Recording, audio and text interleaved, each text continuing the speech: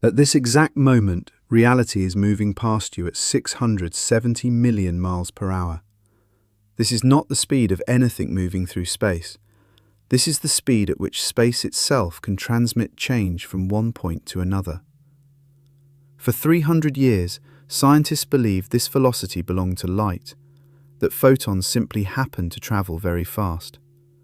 Then, Richard Feynman tore open the fabric of quantum reality and discovered something that should fundamentally disturb you. The speed of light is not about light at all. It is the maximum rate at which cause can produce effect. It is how fast information can move through the universe. It is the speed at which reality itself updates. Every particle in your body is constrained by this limit. Every thought firing through your neurons obeys it. And what Feynman revealed explains why violating this barrier would not just be difficult or dangerous, but would literally unravel the logical structure of existence itself. If you want to understand the deepest principle governing all of physical reality, something connecting the smallest quantum fluctuations to the largest cosmic structures, subscribe now. This journey will permanently change how you perceive the universe. Get comfortable. Let us begin. The year was 1638. Galileo Galilei stood on a hillside outside Florence, holding a lantern and harboring an audacious goal. He intended to measure something no human had ever quantified: the speed of light itself. His method seemed elegant, almost obvious in its simplicity. He would station an assistant on a distant hill with an identical lantern. Galileo would uncover his lantern first. The instant his assistant spotted the flash across the valley, he would uncover his own lantern in response. Galileo would measure the delay between sending light outward and receiving light back. Simple division would yield the answer. Distance divided by time equals speed. The logic was flawless. The execution was careful. The result was absolutely nothing. No matter how far apart Galileo positioned the observers, no matter how precisely his assistant responded, the returning flash appeared instantaneous. Light crossed any terrestrial distance in what seemed like zero time. Galileo tried greater separations. He recruited assistants with faster reflexes. He refined his timing methods with obsessive precision. Every attempt produced the same frustrating result. The response appeared immediate, regardless of distance. Galileo concluded that either light traveled infinitely fast or moved so quickly that human perception could never detect its finite speed across earthly distances. He suspected the latter, but possessed no means to prove it. His instruments and his century lacked the precision needed to capture something that circles our planet 7 times in a single second. The problem was never Galileo's method. The problem was scale. Light travels at approximately 299,792 kilometers per second in vacuum. At this velocity, light crosses a 1 kilometer gap in about 3 microseconds. Human reaction time measures around 250 milliseconds. That is 250,000 microseconds. Galileo was attempting to measure a 3 microsecond delay using instruments with 250,000 microsecond precision. The signal drowned in noise before it could be detected. Measuring light speed required distances vast enough to accumulate detectable delays. Earth was too small. The solution would arrive from the heavens, from an astronomer tracking moons around a distant planet, from a delay that accumulated not over kilometers, but over hundreds of millions of kilometers. Ole Rømer arrived at the Paris Observatory in 1672 as a young Danish astronomer eager to establish his reputation. His assigned task seemed routine: track the orbital motions of Jupiter's moons, particularly Io, the innermost of the 4 large Galilean satellites. Astronomers used Io's eclipses behind Jupiter as a cosmic clock, precisely timing when the moon disappeared into the giant planet's shadow and when it emerged on the other side. Rømer noticed something peculiar after months of meticulous observation. The timing of Io's eclipses drifted throughout the year in a completely predictable pattern. When Earth's orbit carried it closer to Jupiter, the eclipses occurred earlier than his tables predicted. When Earth swung to the far side of its orbit away from Jupiter, the eclipses arrived late. The discrepancy accumulated to roughly 22 minutes across the full diameter of Earth's orbit around the Sun. Other astronomers attributed this drift to imperfections in orbital calculations. Perhaps Io's orbit was not quite as regular as assumed. Perhaps Jupiter's gravity created subtle variations that models failed to capture. Rømer considered these explanations carefully and rejected them. The pattern was too consistent, too directly correlated with Earth's changing distance from Jupiter. In 1676, Rømer announced his revolutionary interpretation. The eclipses were not occurring early or late. They were happening exactly on schedule. What changed was how long light-carrying news of each eclipse took to reach Earth. When Earth was closer to Jupiter, light had less distance to travel and arrived sooner. When Earth was farther from Jupiter, light needed more time to bridge the increased gap. This meant light had finite speed. Rømer calculated this speed by dividing the diameter of Earth's orbit by the accumulated time delay. His result was approximately 220,000 kilometers per second. This estimate was roughly 26% too low, partly because the precise diameter of Earth's orbit was not yet well established, and partly because his timing measurements contained small errors. But the magnitude of his achievement dwarfed these imperfections. Rømer had proven that light was not instantaneous. It travelled at a specific, measurable velocity. Information about distant events required time to reach observers. The universe operated with built-in communication delays, depending on distance. This discovery carried profound implications that would take centuries to fully appreciate. If light takes time to travel, then looking at distant objects means looking backward in time. The sun we see is the sun as it existed 8 minutes ago. The universe we observe is a patchwork of different moments, each region frozen at a different point in its history, depending on its distance from Earth. Rømer's measurement also suggested something peculiar about the nature of light itself. Its speed was extraordinarily fast, but fundamentally limited. This limit seemed arbitrary. Why should light travel at exactly this velocity and not some other value? What property of the universe determined this specific number? These questions would haunt physics for the next 2 centuries. Scientists refined Rømer's measurement with ever-increasing precision over the following decades. James Bradley discovered stellar aberration in 1728 and used it to calculate light speed within 1% of the modern accepted value. The apparent position of stars shifts slightly as Earth orbits the Sun, not because the stars move, but because Earth's motion affects the angle at which incoming starlight is received. This aberration depends directly on the ratio between Earth's orbital velocity and the speed of light. Hippolyte Fizeau achieved the first successful terrestrial measurement in 1849, using a rapidly rotating toothed wheel. A beam of light passed through a gap between teeth, travelled to a distant mirror and returned. If the wheel rotated at just the right speed, the returning beam would be blocked by the next tooth.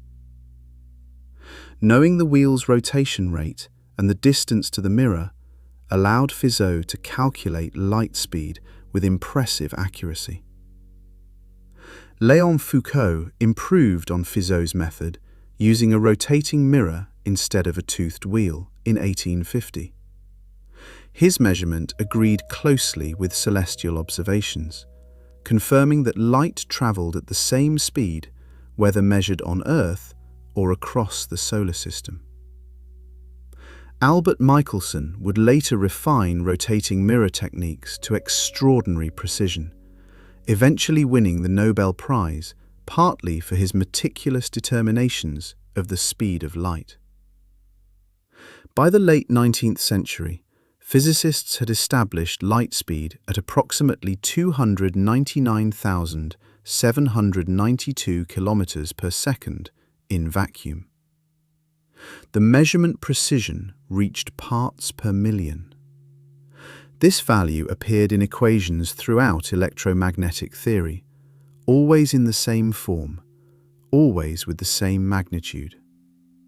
Scientists began to suspect this number was not just a property of light, but something more fundamental about the structure of reality itself. The prevailing theory of light in this era treated electromagnetic radiation as waves propagating through a medium called the luminiferous ether. This invisible substance supposedly filled all of space, permeating the vacuum between planets and stars, providing the medium through which light vibrations travelled. Just as ocean waves require water and sound waves require air, light waves supposedly required ether. The ether hypothesis seemed logically necessary. Waves, by definition, are disturbances in some medium. They cannot exist as disturbances in nothing. If light was a wave, it must wave through something. The ether provided that something, an all-pervasive cosmic substance with unusual properties. It had to be rigid enough to support waves travelling at enormous speeds, yet tenuous enough to offer no resistance to planets moving through it. If ether existed, Earth's motion through this cosmic medium should be detectable. As our planet orbits the Sun at approximately 30 kilometers per second, we plough through the stationary ether like a ship through calm water. Light travelling in the direction of Earth's motion should effectively move slower relative to us.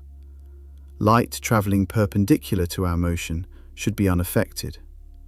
Light travelling opposite to our motion should effectively move faster, pushed along by our tailwind. This ether-wind effect should produce measurable differences in light speed depending on direction. The expected magnitude was small, only about 1 part in 10,000, but late 19th century precision instruments could detect such differences. The experiment that would test this prediction would become the most famous failed experiment in the history of science. Albert Michelson was obsessed with precision. He had already made his name measuring light speed with unprecedented accuracy. In 1887, he teamed up with chemist Edward Morley to build the most sensitive optical instrument ever constructed. Their goal was to detect Earth's motion through the luminiferous ether once and for all. The Michelson-Morley interferometer split a beam of light into 2 perpendicular paths using a half-silvered mirror. One beam travelled parallel to Earth's orbital motion. The other travelled perpendicular to it. Both beams bounced off mirrors and returned to recombine at the half-silvered mirror. If the 2 beams experienced different light speeds due to the ether wind, they would arrive slightly out of phase, creating an interference pattern of light and dark bands. Michelson and Morley mounted their apparatus on a massive stone slab floating in a pool of mercury. This allowed them to rotate the entire experiment smoothly without vibrations that might disturb the sensitive optics. They could orient the interferometer at any angle relative to Earth's motion and observe whether the interference pattern shifted. The precision of their instrument exceeded requirements by a comfortable margin. If the ether wind existed at the expected magnitude, the resulting fringe shift would be clearly detectable. Michelson and Morley conducted measurements at different times of day and different seasons of the year, sampling various orientations of Earth's motion through space. They found nothing, absolutely nothing. The interference pattern remained rock steady regardless of the instrument's orientation. The speed of light was identical in all directions to within their measurement precision. No ether wind existed because the ether itself did not exist. This null result threw theoretical physics into crisis. Light was demonstrably a wave. Waves require a medium, yet the medium light supposedly travelled through showed no sign of existing. Something was fundamentally wrong with how physicists understood the nature of electromagnetic radiation. Several theorists attempted to rescue the ether hypothesis through increasingly contrived mechanisms. Perhaps Earth dragged ether along with it, eliminating relative motion at the surface. Perhaps objects moving through ether contracted slightly in the direction of motion, exactly compensating for the expected light speed differences. These explanations worked mathematically, but felt like desperate patches rather than genuine insights. The resolution would come from an unexpected source. A 26-year-old patent clerk in Bern, Switzerland, had been pondering these puzzles since his teenage years. Albert Einstein approached the problem differently than his contemporaries. Instead of trying to explain why the ether was undetectable, he asked what would happen if there simply was no ether, and light truly travelled at the same speed for all observers regardless of their motion. Einstein later recalled a thought experiment that haunted him since age 16. What would he see if he could chase a light beam and catch up to it? If he travelled alongside a photon at light speed, would the electromagnetic wave appear frozen in place? Would he observe a stationary, oscillating field suspended motionless in space? Maxwell's equations, which governed electromagnetic phenomena, suggested this was impossible. The equations predicted electromagnetic waves must always propagate at one specific speed. They contained no provision for stationary light or light moving at arbitrary velocities. A frozen electromagnetic wave would violate the mathematical structure that accurately described every other electromagnetic phenomenon scientists had ever observed. Einstein made a bold choice. Rather than assuming Maxwell's equations were incomplete, or that light somehow behaved differently under extreme conditions, he accepted their prediction at face value. Light always travels at the same speed. Not because of some property of light itself, but because of how space and time work. In 1905, Einstein published a paper titled On the Electrodynamics of Moving Bodies in the journal Annalen der Physik. This 30-page paper, containing no citations and emerging from a patent office rather than a university, would reshape humanity's understanding of reality itself. The paper began with two postulates, stated so simply they seemed almost obvious.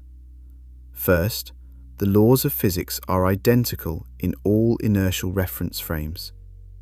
An inertial frame is simply a perspective moving at constant velocity without acceleration. Someone floating in space and someone riding a train at steady speed should observe the same physical laws operating in their environments. Second, the speed of light in vacuum is the same for all observers regardless of their motion relative to the light source. A beam of light approaches you at the same velocity whether you rush toward it, flee from it, or stand perfectly still. This constancy is not an approximation or an idealization. It is an exact statement about how light behaves. These postulates appear almost trivially true when stated plainly.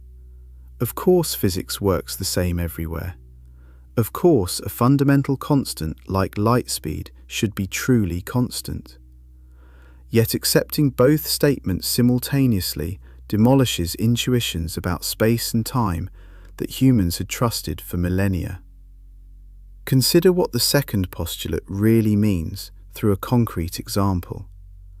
You stand stationary while a beam of light passes you at 299,792 kilometers per second. Your friend flies toward that same light beam at half light speed, 149,896 kilometers per second. Classical physics says your friend should measure the approaching light at the sum of velocities, 449,688 kilometers per second. Einstein said no. Your friend would measure exactly 299,792 kilometers per second. The same value you measured despite moving toward the light at tremendous speed. Now your friend reverses direction, flying away from the light beam at half light speed. Classical physics says the light should catch up slowly, appearing to approach at only 149,896 kilometers per second. Einstein said your friend would again measure exactly 299,792 kilometers per second. This seems impossible. How can the same light beam have identical speed relative to observers moving at different velocities? Something has to give. Something has to adjust to make these contradictory seeming statements compatible. What gives is space and time themselves. Einstein showed that space and time are not independent absolute quantities fixed uniformly throughout the universe. They are intertwined aspects of a single four-dimensional structure called spacetime. Your motion through space affects your experience of time. The universe maintains light speed constancy by dynamically adjusting space and time for each observer. Time dilation is the first strange consequence. Moving clocks run slower than stationary clocks. This is not a mechanical effect or an illusion. Time itself passes more slowly for observers in motion. The faster you move relative to some reference frame, the slower your time flows compared to that frame. At everyday speeds, time dilation is unmeasurably tiny. A commercial airplane flying at 900 kilometers per hour experiences time dilation of roughly 1 part in 10 trillion. You would need to fly continuously for thousands of years before your watch fell 1 second behind a ground-based clock. But at speeds approaching light, time dilation becomes dramatic. At 90% of light speed, a moving clock runs at less than half the rate of a stationary clock. A year of Earth time compresses into about 5 months of shipboard time for travellers moving at this velocity. The effect intensifies further as velocity increases, with time slowing ever more dramatically as objects approach the cosmic limit. The mathematical relationship is captured by a factor physicists call gamma. This factor equals 1 divided by the square root of the quantity 1 minus velocity squared divided by light speed squared.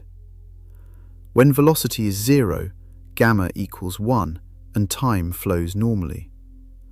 As velocity approaches light speed, gamma increases without limit toward infinity. At exactly light speed, gamma becomes infinite. Time stops completely. A photon travelling at light speed experiences no elapsed time, regardless of how far it travels. The billions of years separating the emission of cosmic microwave background radiation and its detection by your eye is, for the photon, instantaneous. Zero elapsed time, distance without duration. This is why massless particles can travel at light speed, while massive particles cannot. Photons have zero rest mass. They do not accelerate to light speed. They are created already moving at light speed and physically cannot exist at any other velocity. A photon cannot slow down. If it somehow lost velocity, it would cease to exist entirely. Photons are fundamentally different from everything else in the universe. They either move at exactly light speed or they do not exist at all. Length contraction is time dilation's spatial counterpart. Moving objects shrink in the direction of motion. A meter stick flying past you at high speed measures shorter than an identical stationary meter stick. This contraction is not optical illusion or physical compression. Space itself contracts for moving observers. The contraction factor is the same gamma that governs time dilation. At 90% of light speed, a meter stick contracts to less than half its rest length in the direction of motion. The shrinking accelerates as velocity increases, with objects contracting ever more severely as they approach light speed.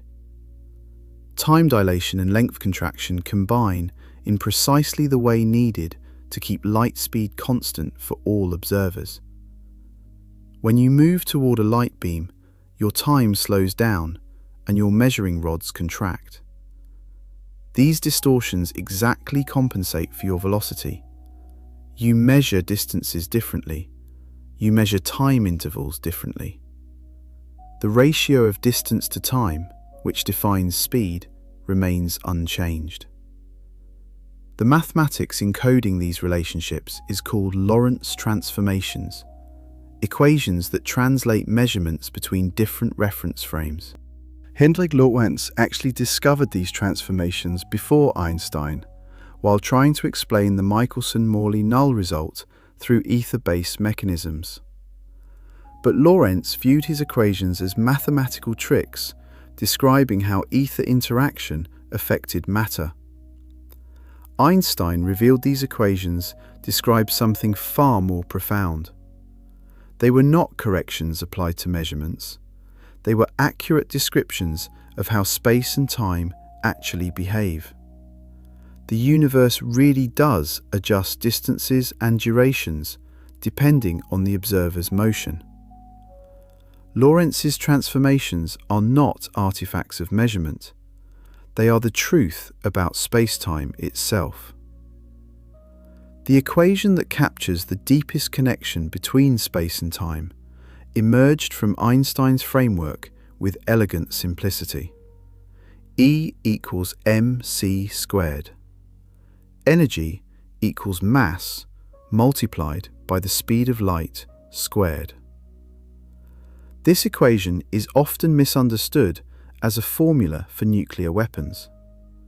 It does explain why nuclear reactions release such enormous energy from small amounts of matter. But its true significance runs far deeper. The equation states that mass and energy are the same thing, measured in different units. The speed of light squared is simply the conversion factor between these units. Consider the magnitude of this conversion factor. Light speed squared equals approximately 9 times 10 to the 16th power meters squared per second squared. Multiplying even a tiny mass by this enormous factor yields tremendous energy. 1 kilogram of matter, if completely converted to energy, would release about 90 quadrillion joules. This exceeds the annual energy consumption of a medium-sized country. Mass is concentrated energy. Energy is dispersed mass. They are not merely interchangeable under extreme conditions. They are fundamentally identical, different manifestations of the same underlying reality. The speed of light appears in the conversion factor, not because light is somehow special, but because light speed represents the fundamental relationship between space and time in our universe. This relationship explains why the speed of light appears throughout physics, in contexts having nothing to do with electromagnetic radiation. It emerges in equations governing gravity, particle physics, quantum mechanics, and thermodynamics. Speed of light is misnamed. It should be called the speed of causality or the speed of space-time. Light merely happens to travel at this speed because photons are massless. Scientists have tested special relativity with extraordinary precision since Einstein published his theory. Particle accelerators routinely create particles traveling at more than 99% of light speed. These particles experience exactly the time dilation and momentum increase that Einstein's equations predict. Every experiment confirms that the speed of light is absolute. Every test validates that space and time adjust to maintain this constancy. Relativity is not a theoretical framework awaiting confirmation. It is established fact, verified countless times across more than a century of precision measurements. Yet Einstein's theory describes what happens without explaining why. Why is the universe structured this way? Why does space-time have these particular properties? Why is the speed of light exactly 299,792 kilometers per second, and not some other value?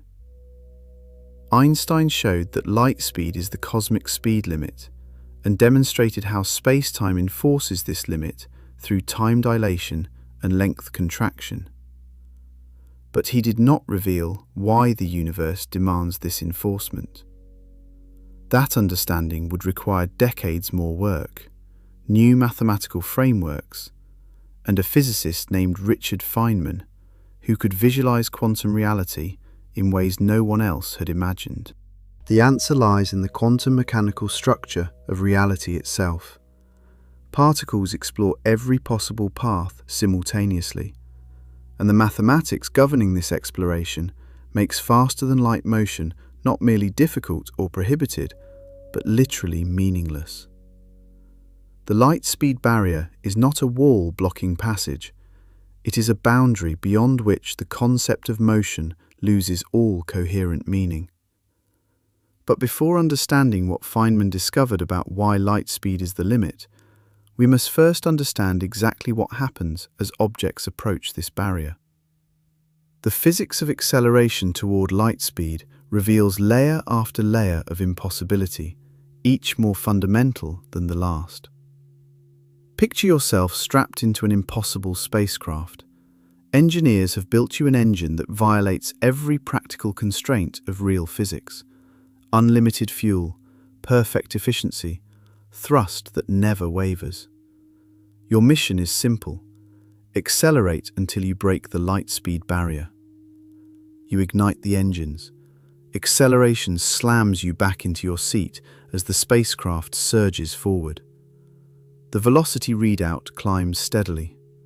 1% of light speed, 3%, 5%. Each second brings measurable progress.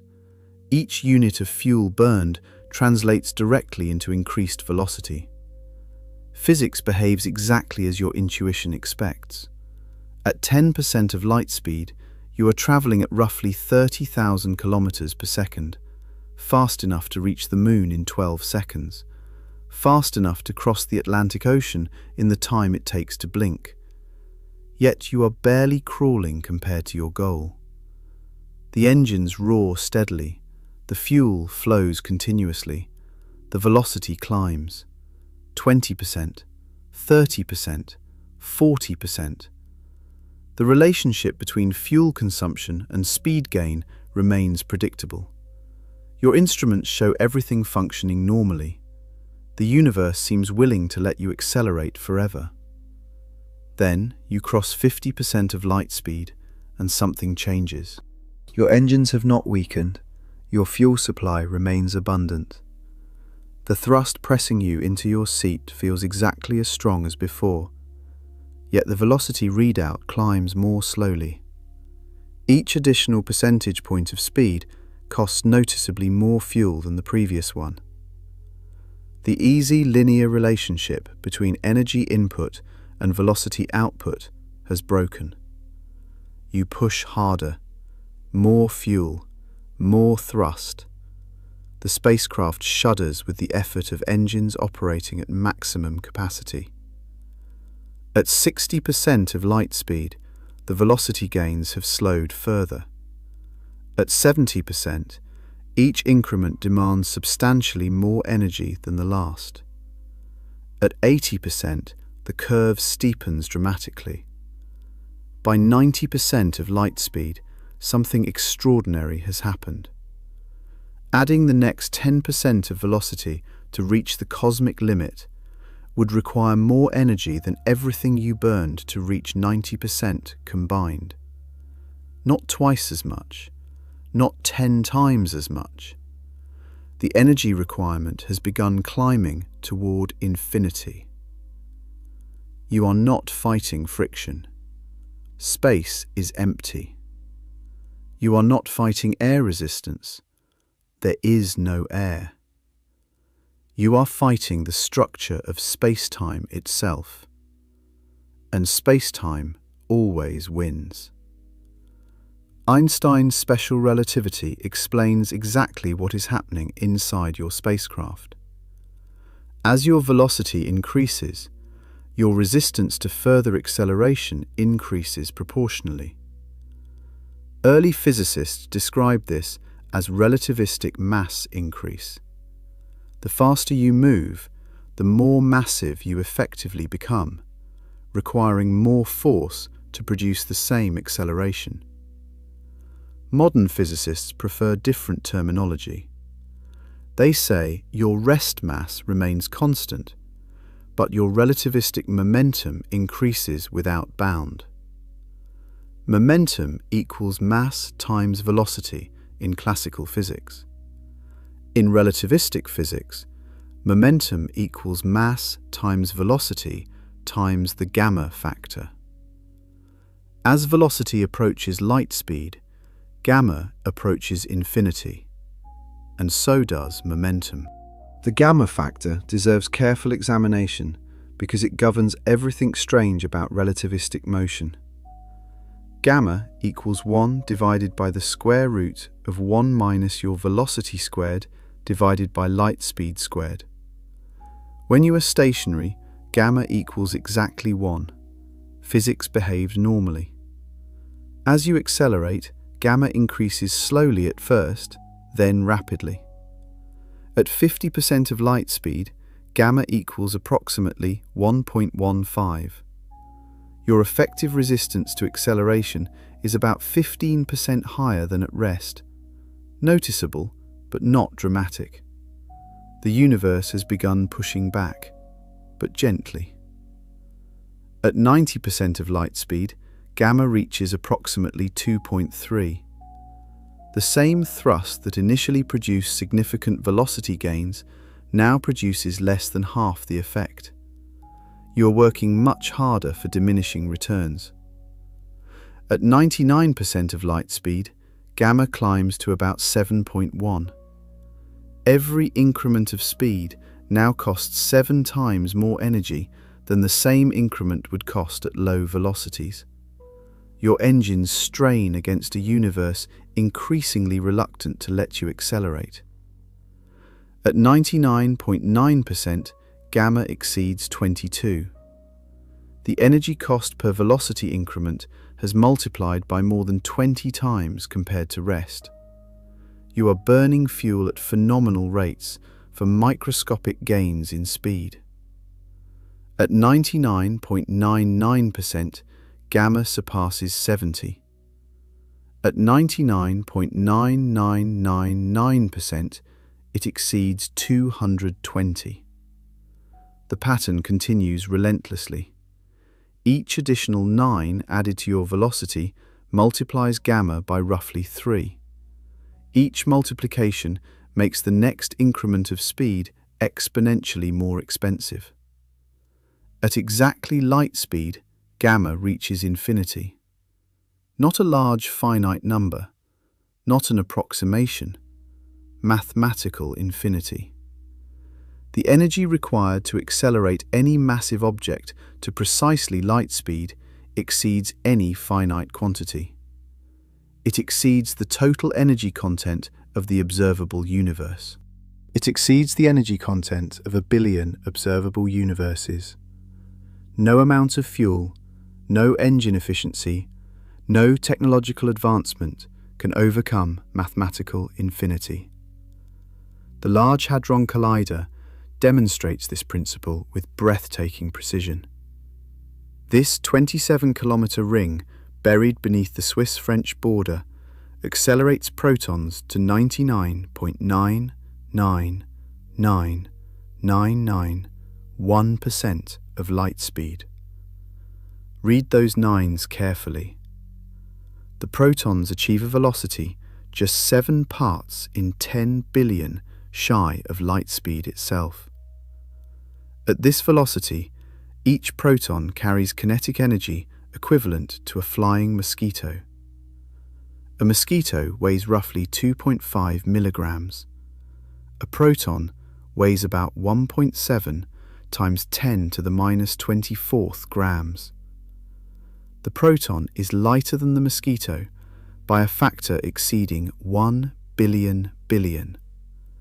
Yet both carry the same kinetic energy because the proton's enormous gamma factor multiplies its tiny mass into equivalence with the much heavier insect. Consider what it would take to push those protons, the remaining 7 parts in 10 billion, toward light speed. The energy requirement does not increase gradually, it explodes upward asymptotically. Closing half that remaining gap would require more energy than the collider currently uses. Closing half of the remaining half would require more still. Each halving of the remaining distance demands exponentially more power. To actually reach light speed would require infinite energy. The accelerator would need to tap power sources that do not exist and cannot exist in any finite universe. The barrier is not technological. It is not a matter of funding or engineering or discovering new physics. The mathematics of space-time itself forbids massive particles from reaching light speed through any acceleration process. This mathematical prohibition manifests through multiple interrelated phenomena. Infinite energy requirement is one face of the barrier. Time dilation is another. As your impossible spacecraft approaches light speed, time aboard begins flowing differently than time in the universe outside. This is not a clock malfunction. This is not an illusion. Time itself passes more slowly for rapidly moving observers. At 50% of light speed, time dilation is modest. Your shipboard clocks run about 13% slower than clocks on the launch pad back home. For every hour that passes on Earth, only about 52 minutes pass aboard your spacecraft. The difference is measurable, but not dramatic. At 90% of light speed, time dilation becomes substantial. Your clocks run at less than half the rate of stationary clocks. A year of Earth time compresses into about 5 months of shipboard time. You are aging noticeably slower than observers you left behind. At 99% of light speed, the dilation becomes severe. Your clocks run at roughly 14% of normal speed. 7 years pass on Earth for every year you experience aboard the ship. The universe outside is aging rapidly while you cruise through time in slow motion. At 99.9%, your time slows to about 4.5% of external time. A century of Earth time would pass during less than 5 years of your subjective experience. Civilizations could rise and fall while you made a single long voyage. As velocity approaches light speed exactly, time dilation approaches infinity. Time aboard your spacecraft would stop completely relative to the external universe. This is the domain only massless particles can inhabit. Photons exist in this realm of frozen time, but anything with mass is forever excluded. Massive particles can move at any velocity below light speed, from stationary to 99.999999% of the cosmic limit. But they can never reach exactly light speed, because doing so would require their time to stop completely. Length contraction provides yet another perspective on the impossibility of reaching light speed. As objects accelerate, they contract in the direction of motion. This is not compression in any mechanical sense. The atoms are not squeezed closer together by some force. Space itself contracts for the moving observer. At 50% of light speed, an object retains about 87% of its rest length in the direction of motion. A 1-meter rod measures about 87 centimeters to a stationary observer watching it fly past. At 90% of light speed, the contraction becomes dramatic. The rod shrinks to about 44% of its rest length. That 1-meter rod now measures only 44 centimeters to stationary observers. At 99% of light speed, the rod contracts to about 14 centimeters. At 99.9%, roughly 4.5 centimeters. At 99.99%, about 1.4 centimeters. The shrinking accelerates as velocity increases. At exactly light speed, length contraction becomes complete. The rod would have 0 length in the direction of motion. It would be compressed into a 2-dimensional plane with no extension along its velocity vector.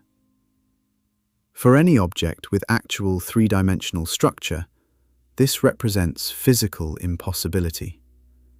You cannot have a 0-thickness object that still contains atoms and occupies volume in other directions. Length contraction, time dilation, and infinite energy requirements are not 3 separate barriers. They are 3 manifestations of the same underlying truth.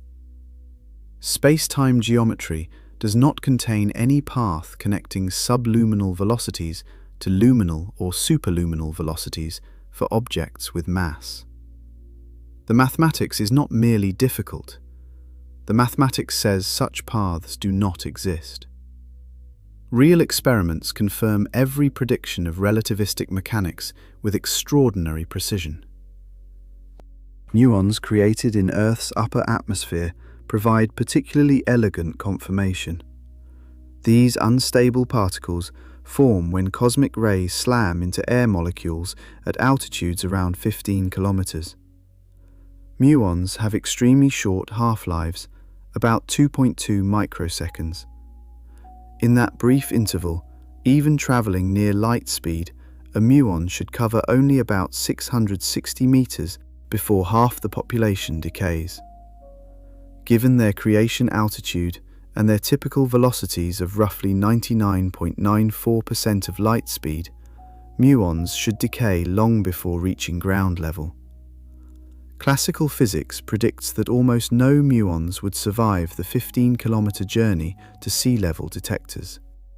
Yet ground-based instruments detect enormous numbers of cosmic ray muons, far more than non-relativistic calculations allow. Where are these extra muons coming from? Time dilation provides the answer. At 99.94% of light speed, gamma equals roughly 30. Time passes 30 times slower for the muon than for Earth-based observers. From the muon's perspective, the journey from formation altitude to ground level takes only 1/30th as long as Earth observers calculate.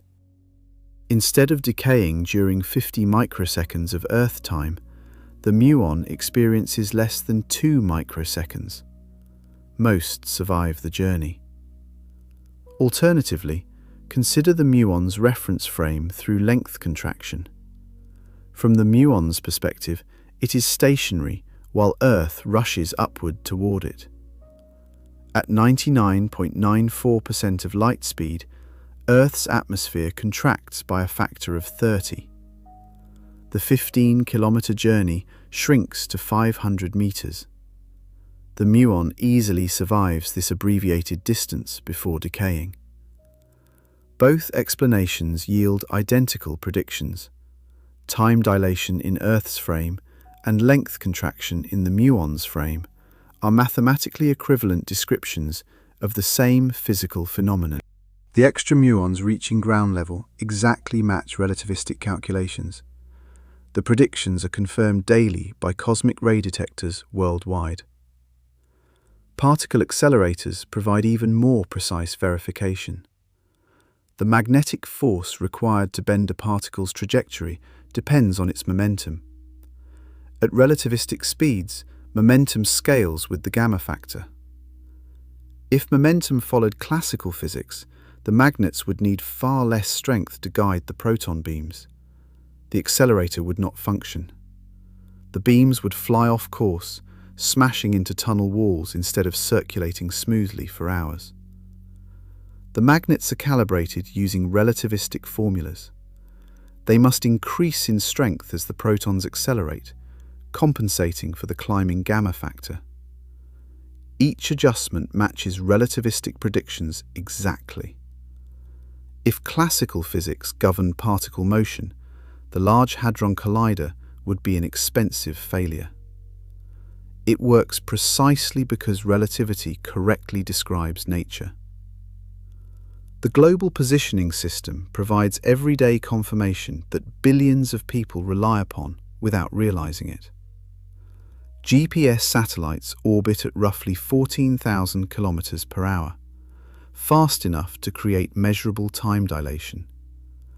Their onboard clocks run about 7 microseconds per day slower than identical clocks on Earth's surface due to velocity effects.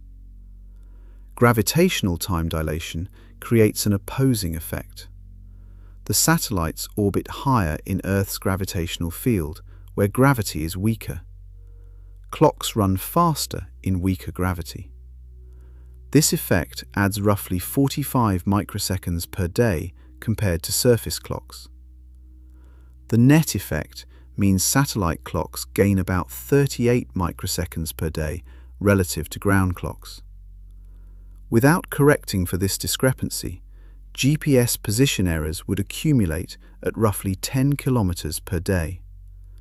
Your navigation app would become useless within hours.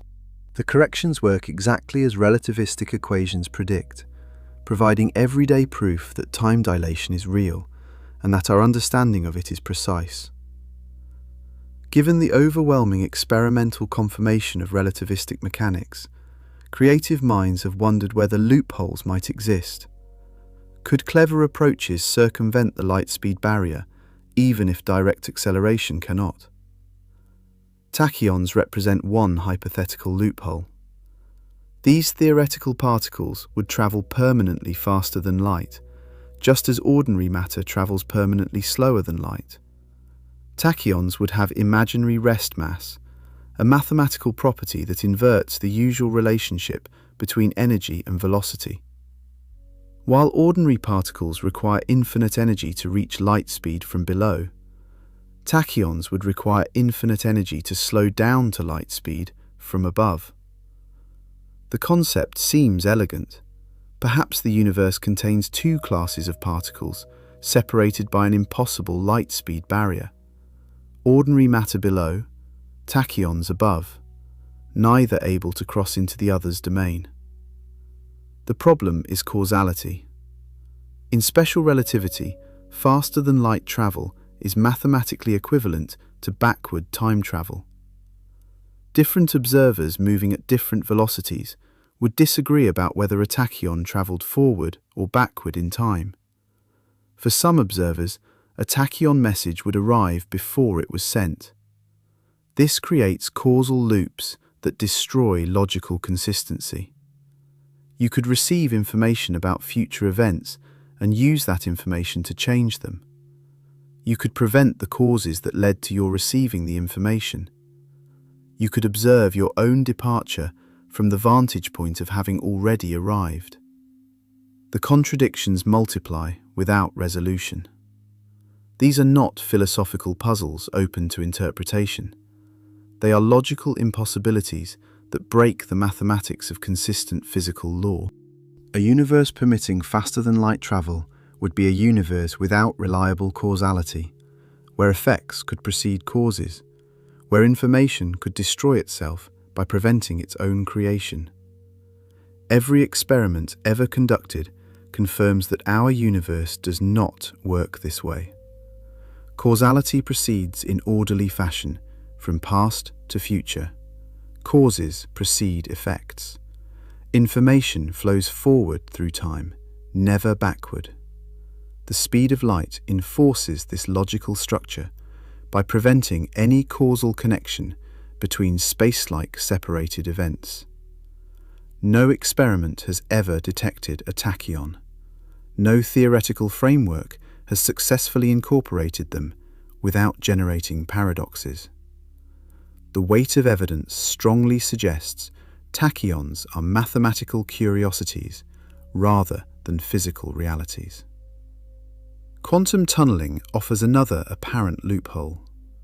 In quantum mechanics, particles can appear on the far side of barriers they classically could not penetrate. An electron approaching a wall too tall and thick to climb sometimes emerges on the other side anyway. The particle does not go over the barrier or around it. It simply appears beyond it through quantum mechanical magic. Could particles tunnel through the light speed barrier? Could quantum mechanics provide an escape from relativistic constraints? Careful analysis reveals that it cannot. Quantum tunneling does not actually transmit anything faster than light. The confusion arises from how physicists measure tunneling times. A quantum particle approaching a barrier is not a tiny billiard ball. It is a spread-out wave packet with a front edge, a center, and a trailing edge. When part of this wave packet tunnels through a barrier, the transmitted portion is reshaped. The center of the transmitted packet can emerge before the entire front of the incoming packet has entered the barrier. This reshaping creates an illusion of superluminal transmission. The peak of the outgoing wave appears on the far side before the peak of the incoming wave reaches the barrier. Naive interpretation suggests the particle travelled faster than light. But information does not travel at the wave packet's peak. Information travels at the wave packet's front, and the front of the transmitted packet never emerges before causality allows. No signal, no message, no information of any kind travels faster than light through quantum tunneling. The apparent superluminal effect is an artifact of wave mechanics, not a genuine violation of relativistic limits. Experiments in the 1990s tested this explicitly. Researchers sent photons through barriers and measured their tunneling times with exquisite precision. Some initial claims suggested faster-than-light propagation had been observed. Closer analysis revealed the truth. The front of the transmitted wave packet, which carries actual information, always obeyed causality. The reshaping effect made it appear that the packet center arrived early. But this was measurement artifact, rather than superluminal travel.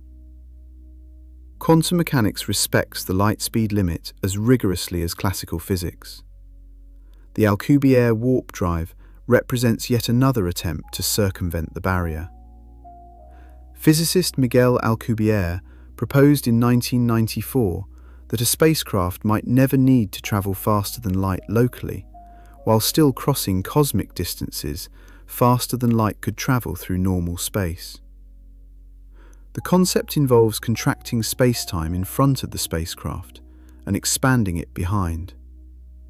The ship rides a wave of distorted spacetime, stationary relative to the local space around it, while that local region itself moves faster than light relative to distant observers, even while covering superluminal distances overall. The mathematics of general relativity technically permits such solutions. Spacetime can curve and distort in response to mass and energy. Nothing fundamentally prevents the kind of metric Alcubierre described. The problem is energy requirements.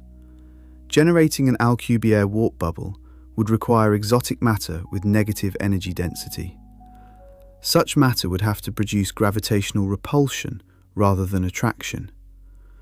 While quantum mechanics permits small amounts of negative energy under specific conditions, the quantities required for even a modest warp bubble exceed the total positive energy content of the observable universe. More recent analyses suggest even worse problems. The warp bubble's forward edge would accumulate particles and radiation to catastrophic densities. Upon arriving at a destination, dropping the bubble would release this accumulated energy in a blast potentially sterilizing entire star systems.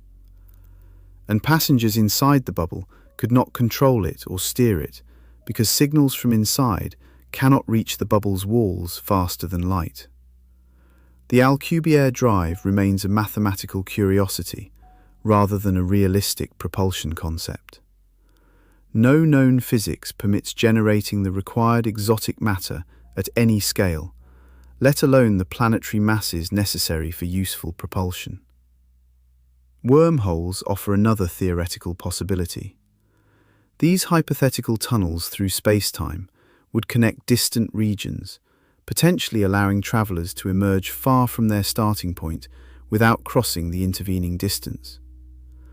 You would enter one mouth of the wormhole and exit the other mouth light years away, never actually travelling faster than light through the wormhole interior.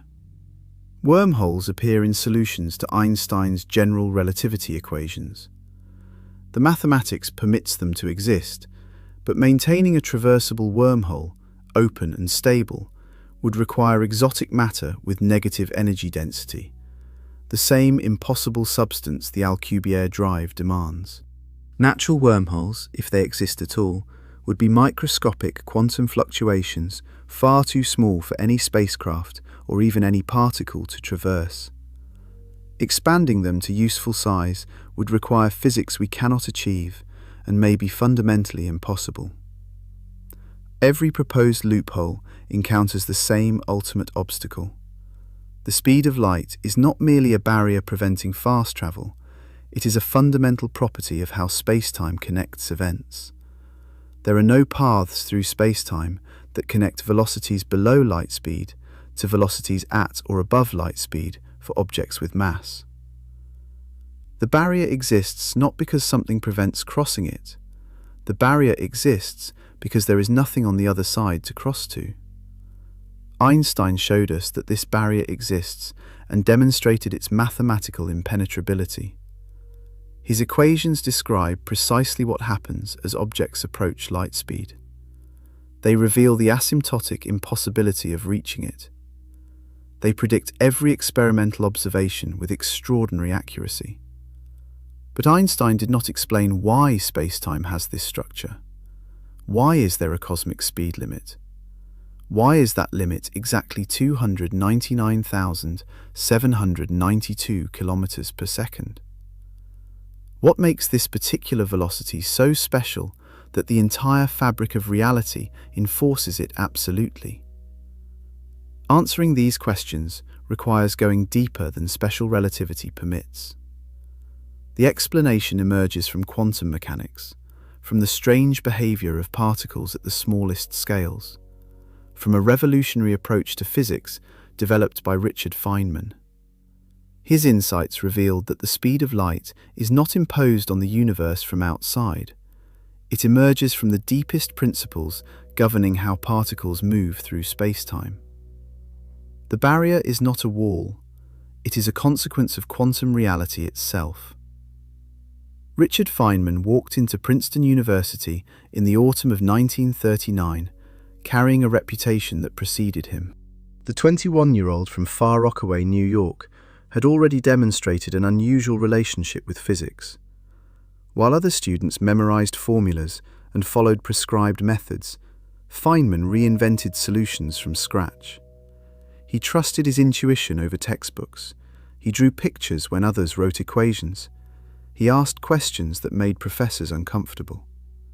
His doctoral advisor, John Wheeler, recognized something extraordinary in this brash young man.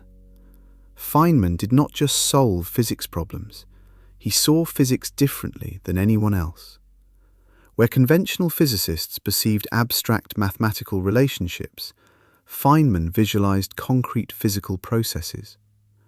Where others calculated through algebraic manipulation, Feynman imagined particles dancing through space and time. This visual imagination would eventually crack open one of the deepest mysteries in physics. Not just what happens when objects approach light speed, but why the universe enforces this limit with such absolute precision. The answer Feynman uncovered did not add new rules to physics. It revealed that the light speed limit was never a rule at all. It was a consequence of how reality itself is constructed at the most fundamental level. The problem Feynman inherited when he began his graduate work seemed almost hopeless. Quantum electrodynamics, the theory describing how light and matter interact, was broken. Physicists had developed the basic framework in the 1920s and 30s. They knew that charged particles like electrons interact by exchanging photons, the quantum particles of light. They had equations describing these interactions, but the equations produced nonsensical answers. Calculate the simplest quantity imaginable, the energy of a single electron sitting alone in empty space. The electron generates an electromagnetic field. That field contains energy. The electron interacts with its own field, affecting its properties. When physicists computed this self-energy using quantum electrodynamics, they got infinity. Not a large number, not an approximation that could be refined. The equations insisted that every electron in the universe should have infinite energy, infinite mass, and infinite charge. Obviously, electrons have none of these infinite properties. Something was deeply wrong with the theory. The infinities appeared everywhere physicists looked. Calculate the probability that a photon scatters off an electron. Infinity. Calculate the correction to an electron's magnetic properties from quantum effects. Infinity. Every interesting question produced the same meaningless answer.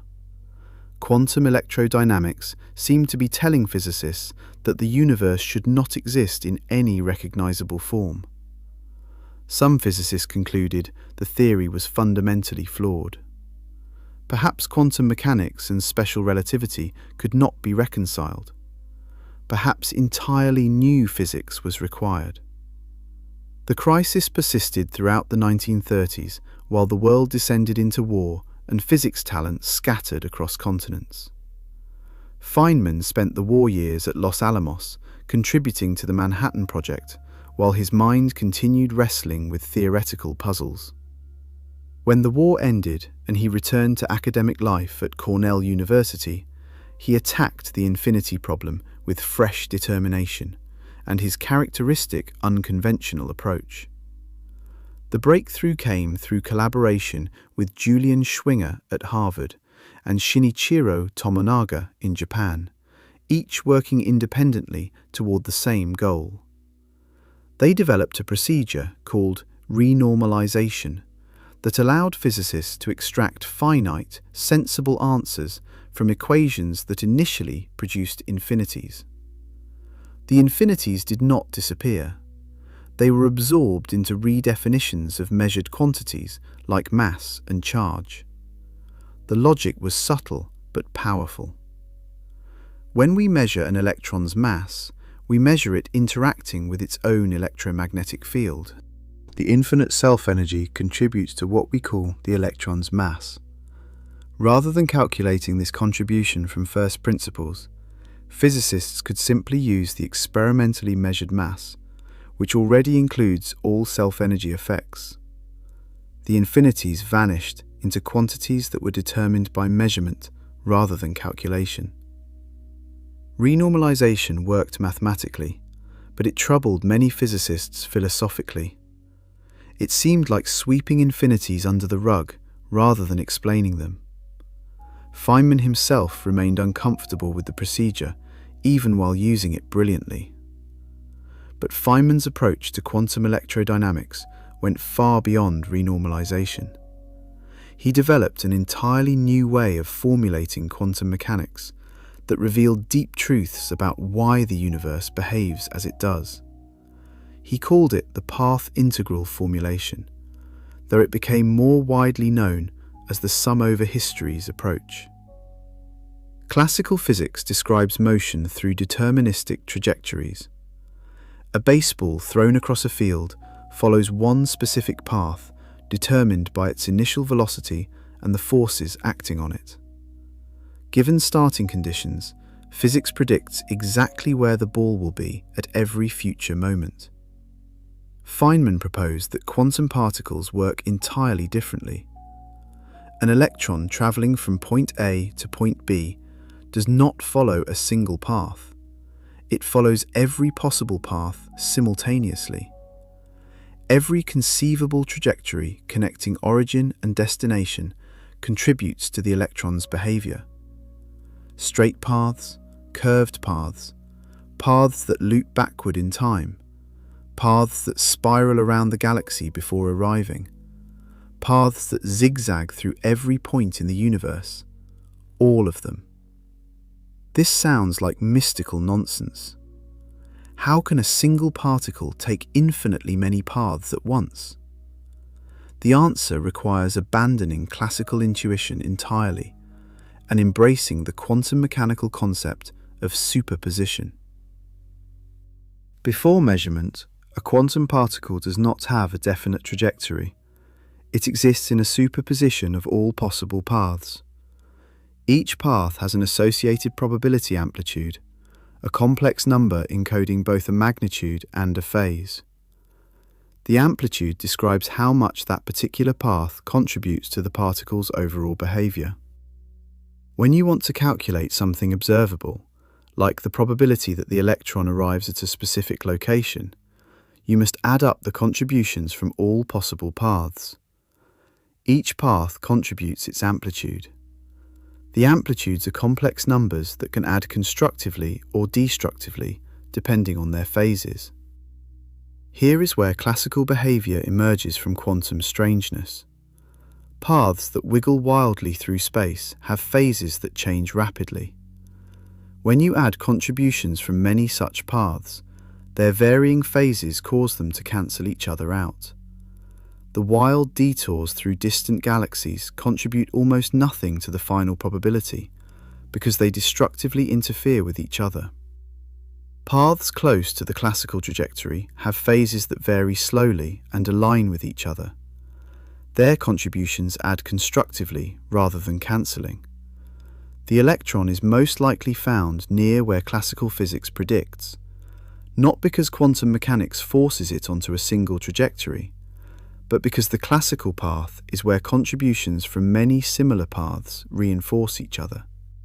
Feynman demonstrated that his path integral formulation was mathematically equivalent to the standard Schrödinger equation approach to quantum mechanics. Both frameworks make identical predictions for every possible experiment. But Feynman's version provides profoundly different intuitions about what quantum particles are doing. More importantly for our story, the path integral formulation reveals something fundamental about the light speed limit. It explains why this limit exists at the deepest level of physical law. The contribution each path makes to the sum depends on a quantity called the action. The action is calculated by integrating a function called the Lagrangian along the path. For relativistic particles, the Lagrangian depends on how the particle moves through both space and time, with the speed of light appearing as the fundamental parameter connecting spatial and temporal dimensions. When a path includes any segment where the particle moves faster than light, something remarkable happens to its contribution. The action for that segment becomes imaginary rather than real. This causes the amplitude's phase to oscillate infinitely rapidly along the superluminal portion of the path. Infinitely rapid phase oscillation means perfect destructive interference. Paths containing faster-than-light segments cancel each other out with absolute precision. They contribute exactly zero to any observable quantity. Mathematically, they exist in the sum. Physically, they are completely invisible. This is the quantum mechanical reason nothing travels faster than light. The universe does not post speed limit signs or employ cosmic traffic enforcement. Instead, the mathematical structure of quantum mechanics automatically zeroes out any contribution from superluminal motion. Faster-than-light paths interfere themselves out of existence. Feynman's insight transformed how physicists understand the light-speed barrier. Einstein showed that reaching light speed requires infinite energy and causes infinite time dilation. These mathematical infinities suggested an impenetrable barrier. But Einstein did not explain why spacetime is structured this way. Feynman revealed that the barrier is not imposed from outside, it emerges from within. The rules governing how probability amplitudes combine already contain the light speed limit. There is no separate constraint that needs enforcement. The quantum mathematics simply does not permit superluminal contributions to survive the summation process. Consider the profound implication. The light speed limit is not a restriction on otherwise possible motion. It is a statement about what motion means at the quantum level. Paths faster than light do not contribute to reality because they cancel themselves out. Asking how to travel faster than light becomes meaningless. There is no faster than light contribution to the quantum sun that could be amplified or exploited. Feynman developed his famous diagrams as practical tools for calculating quantum electrodynamics processes. These deceptively simple pictures encode complex mathematics in visual form, making calculations tractable that would otherwise require pages of algebra. A Feynman diagram represents particles as lines and interactions as vertices where lines meet. Time conventionally flows upward or to the right, while space extends in perpendicular directions. Each line represents a particle propagating through space-time. Each vertex represents an interaction where particles are created, destroyed, or exchanged. An electron emitting a photon appears as a straight electron line, with a wavy photon line branching off from a vertex. The electron continues beyond the vertex with different momentum, having transferred some of its energy and momentum to the departing photon. An electron absorbing a photon shows the reverse, with an incoming photon line joining an electron line at a vertex. The electromagnetic force between two electrons appears as photon exchange. Draw two electron lines running roughly parallel through spacetime. Connect them with a photon line representing a quantum of electromagnetic energy passing between them. The photon carries momentum from one electron to the other, causing them to deflect. This is how electrons repel each other at the quantum level. Each Feynman diagram corresponds to a precise mathematical expression. The rules for translating diagrams into equations, called Feynman rules, convert visual representations into calculable amplitudes.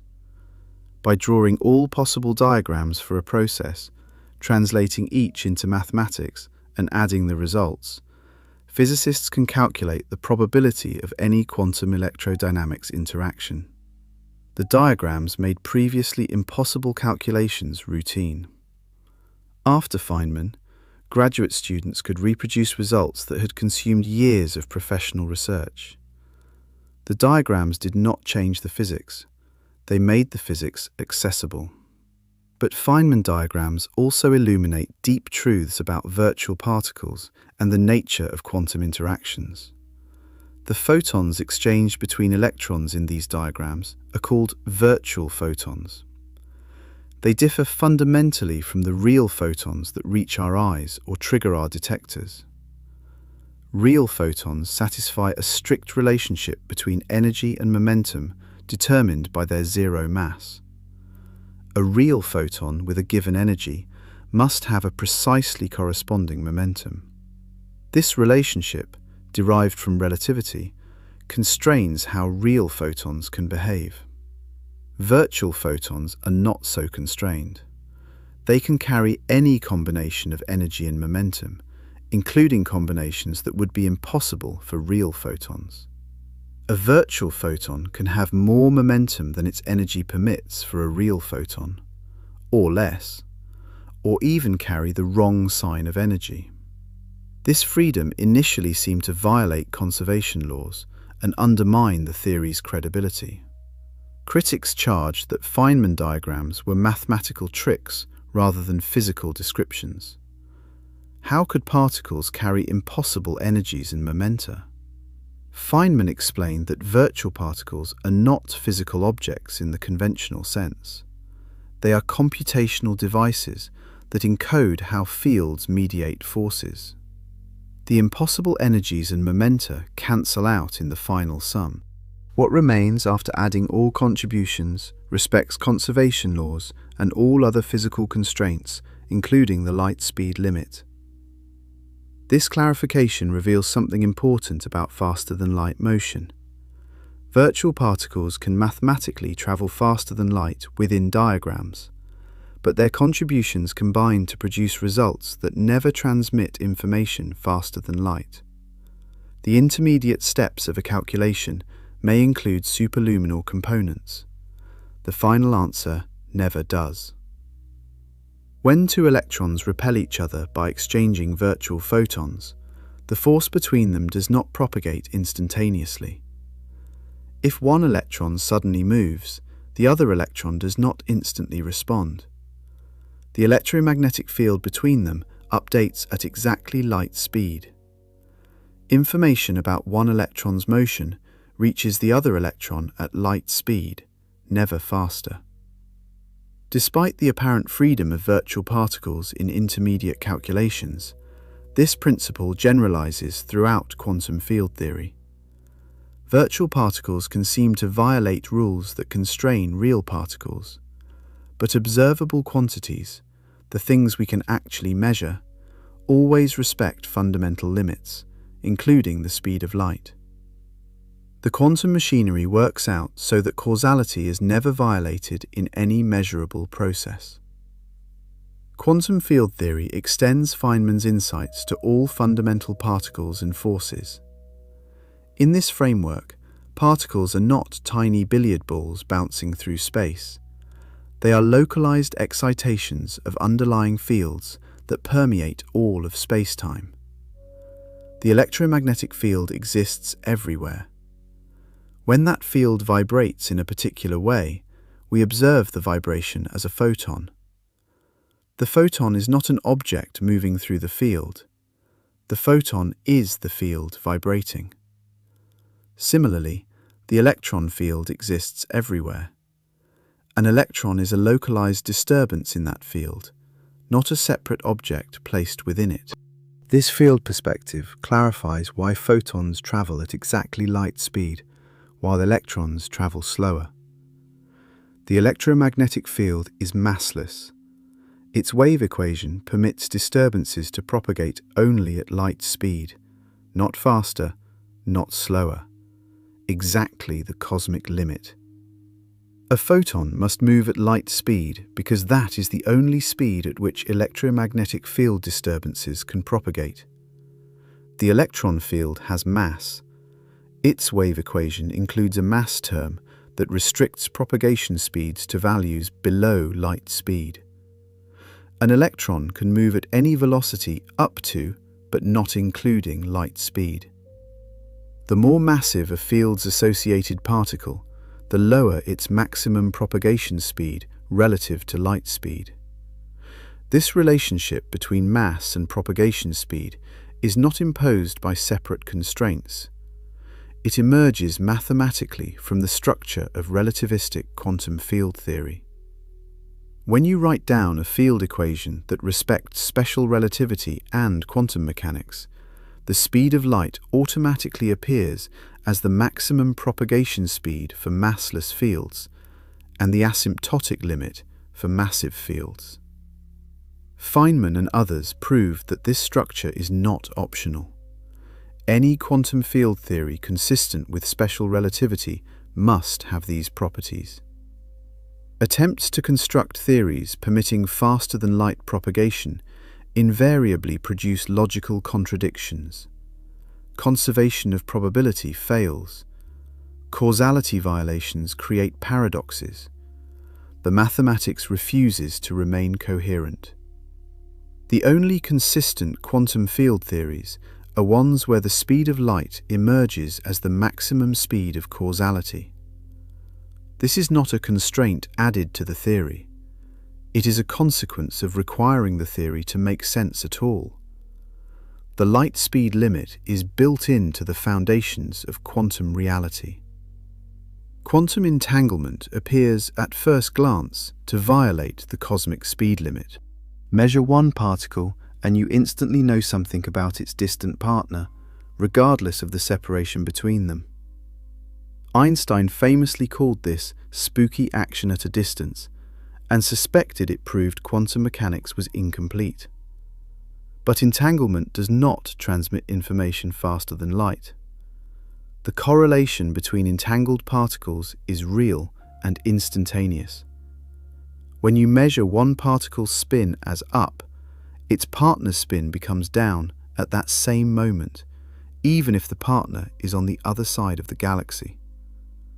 This correlation appears to ignore the light speed limit entirely. The crucial subtlety involves what you can do with this correlation.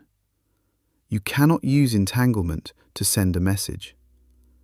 When you measure your local particle, you get a random result, up or down, with equal probability. Your distant partner gets the opposite result, but they also see only randomness from their perspective. To discover that your results are correlated, you must compare measurements. This comparison requires ordinary communication, which travels at light speed or slower. The correlation exists instantly. Knowledge of the correlation travels at light speed. No information exceeds the cosmic limit. Physicists have proven mathematically that entanglement cannot be exploited for faster-than-light communication. The no communication theorem demonstrates that quantum mechanics preserves causality despite its non-local correlations. Entanglement connects distant particles in mysterious ways, but those connections cannot carry messages backward through time or outward faster than light. This preservation of causality within quantum mechanics is not accidental. The mathematical structure of quantum field theory requires it. Any theory permitting faster-than-light signaling would produce logical contradictions. Quantum mechanics walks right up to the edge of violating causality with its instantaneous correlations, then stops precisely at the boundary where violation would begin. Black holes represent the ultimate expression of the light speed limit. These cosmic objects contain so much mass compressed into so small a region that escape velocity at their surface equals the speed of light. Since nothing can exceed light speed, nothing can escape. The boundary where escape becomes impossible is called the event horizon. The event horizon is not a physical surface. No membrane or wall exists there. It is a causal boundary, a surface in space-time, beyond which events are permanently cut off from the external universe. Light emitted just inside the horizon travels outward at light speed, but makes no progress against the inward curvature of space-time. It remains forever trapped, asymptotically approaching the horizon without ever crossing it from inside to outside.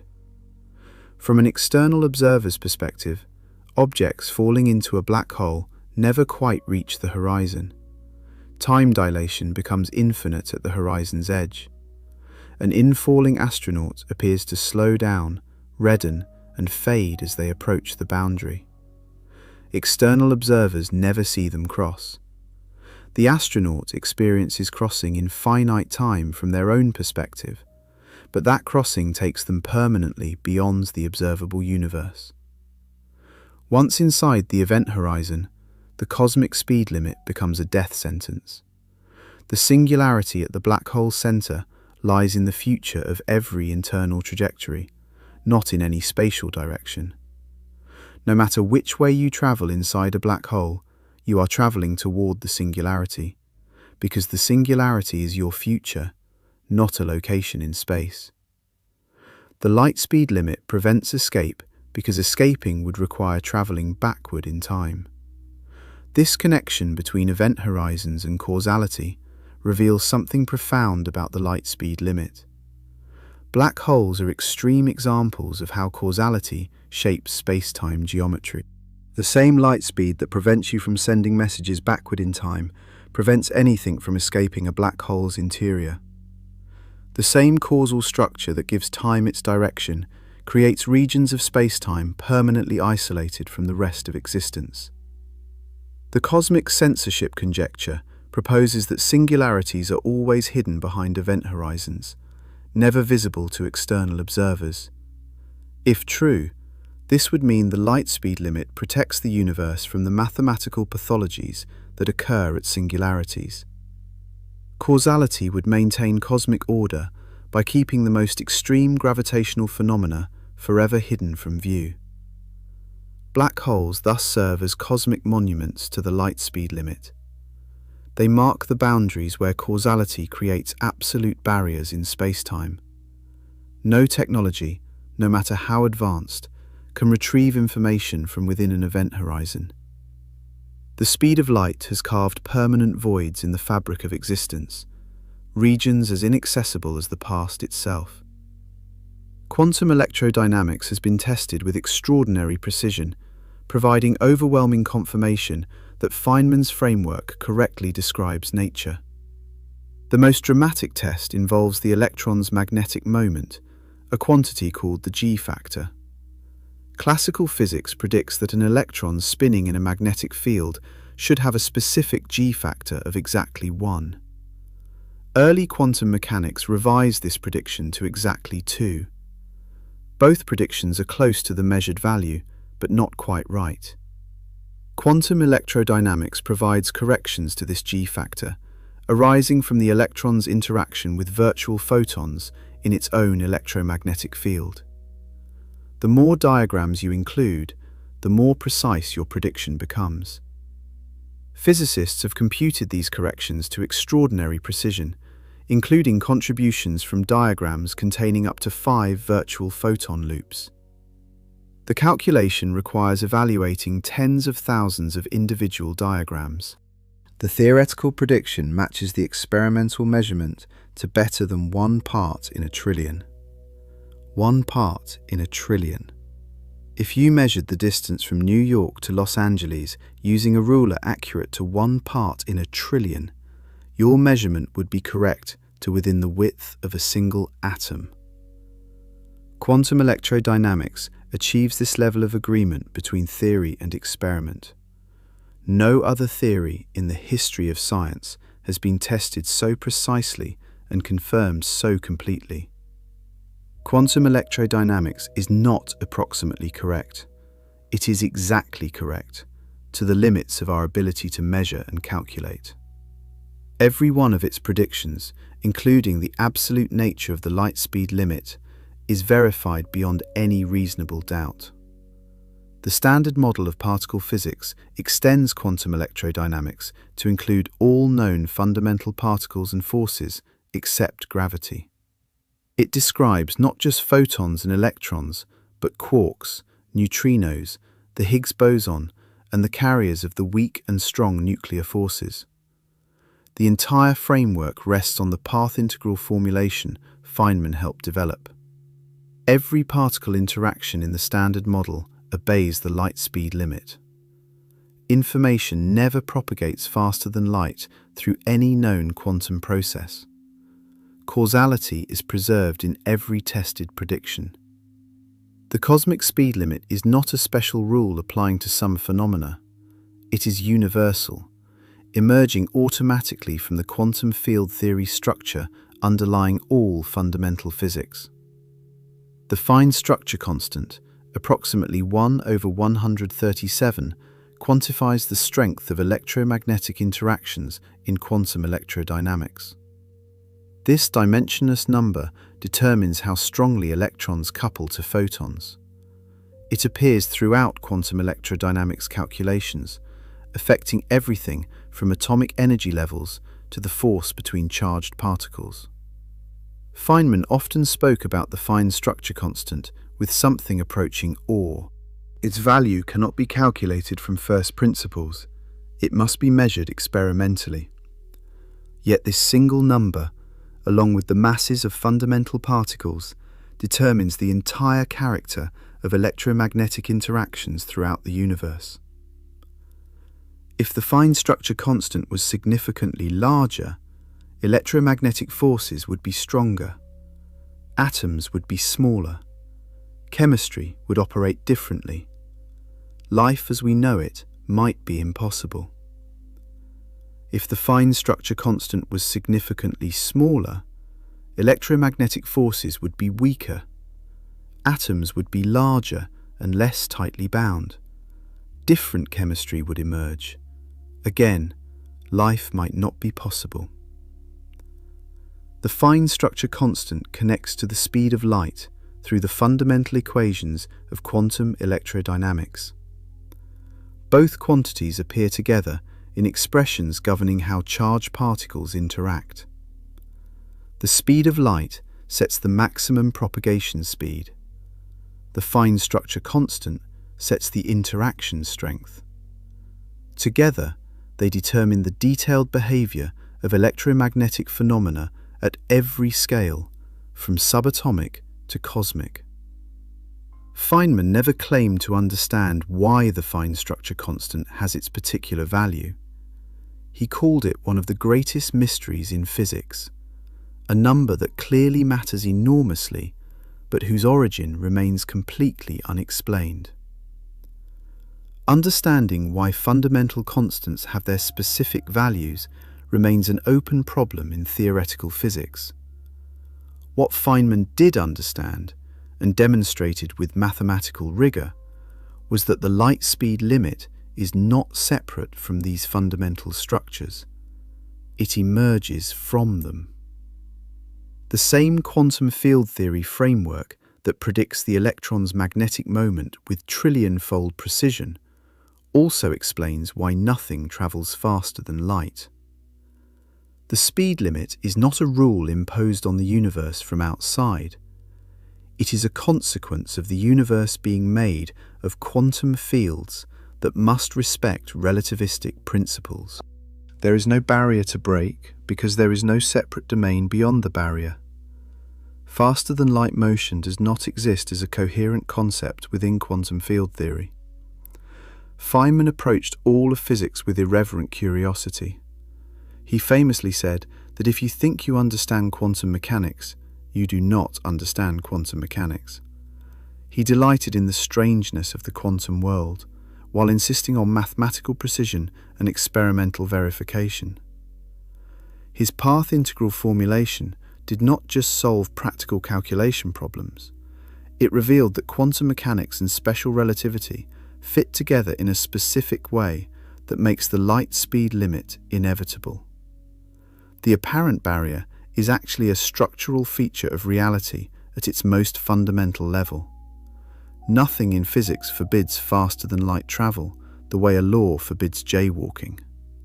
Instead, the quantum structure of space-time makes superluminal motion literally meaningless.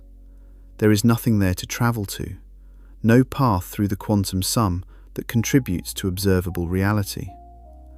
This is what Feynman actually uncovered. Not a new constraint on motion, not a deeper barrier. Rather, he showed that the light speed limit was never really a limit in the prohibitive sense. It is a description of how quantum amplitudes combine to create the reality we observe. Faster-than-light paths cancel themselves out of existence before they can contribute anything to the physical world.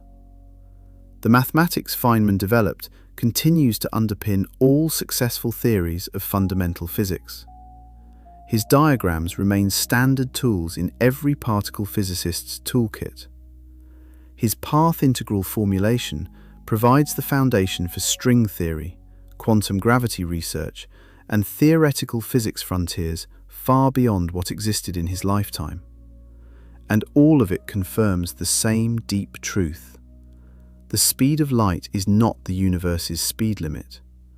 The speed of light is the speed at which the universe updates itself. The rate at which cause can produce effect. The fundamental tempo of reality. Nothing travels faster because faster has no meaning in the quantum mechanical structure from which space-time emerges. Feynman died in 1988, having transformed physics multiple times across his career. He worked on the atomic bomb, developed quantum electrodynamics, explained superfluidity in liquid helium, proposed quantum computing decades before it became practical, and contributed to understanding the weak nuclear force. Each achievement would have secured a lasting reputation for any scientist. Together, they established Feynman as one of the most important physicists of the 20th century.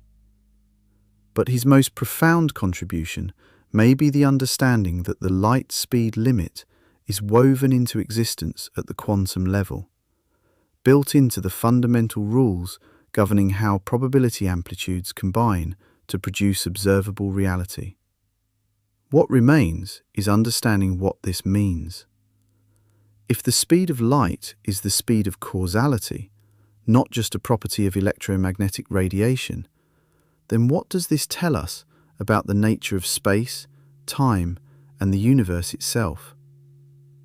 The final piece of the puzzle reveals that the cosmic speed limit shapes everything from the arrow of time to the structure of the observable cosmos. The barrier is not just a feature of physics, it is the foundation upon which physical reality is constructed. The speed of light has nothing to do with light. This statement sounds paradoxical until you understand what physicists actually discovered. Photons travel at this velocity because they happen to be massless, not because the speed belongs to them. Any massless particle travels at exactly the same rate. Gravitons, if they exist, would travel at this speed. Gluons travel at this speed within the confines of atomic nuclei. The cosmic speed limit existed before the first photon ever flickered into existence during the universe's earliest moments. The proper name for this fundamental constant is the speed of causality. It represents the maximum rate at which any cause can produce any effect anywhere in the cosmos. Every interaction, every force, every transfer of information must obey this limit. Not because some cosmic enforcement mechanism prevents violations, but because causality faster than this rate has no coherent meaning within the mathematical structure of space-time. Consider what causality actually means, stripped down to its essence. One event influences another. A rock strikes a window. the window shatters. The striking precedes the shattering. The striking causes the shattering. This temporal ordering and causal connection seems so obvious that we rarely examine it carefully. But this relationship requires something profound. Information about the rock's motion must reach the window's location before the window can respond. The window cannot shatter in anticipation of a rock that has not yet arrived. Effect cannot precede cause. The causal connection propagates through space at some finite speed, and that speed has an absolute maximum. Nothing in the universe can transmit cause to effect faster than 299,792 kilometers per second. Not electromagnetic forces, not gravity, not the strong nuclear force binding quarks into protons, not any mechanism physicists have discovered or imagined. The limit is universal, applying equally to every known phenomenon. When you push one end of a rigid rod, the other end does not move instantaneously. Your push creates a compression wave that travels through the material at the speed of sound in that substance. Steel transmits compression waves at about 5 kilometers per second. The far end of a 1-meter steel rod begins moving about 0.2 of a millisecond after you push the near end. This delay is imperceptible to human senses, but absolutely real. Even if you constructed a rod from the stiffest conceivable material, the compression wave could never exceed light speed. The speed of sound in any material must remain below the speed of light, because sound waves transmit information, and information cannot travel faster than causality permits. This might seem like an engineering constraint rather than a fundamental law. Perhaps some exotic material could transmit forces faster. Perhaps some clever mechanism could circumvent the limit. But every attempt to construct such mechanisms collapses into logical contradiction. The speed of causality is not a barrier imposed on otherwise unlimited possibilities. It is a structural feature of reality itself. Special relativity reveals why this limit protects the logical structure of cause and effect.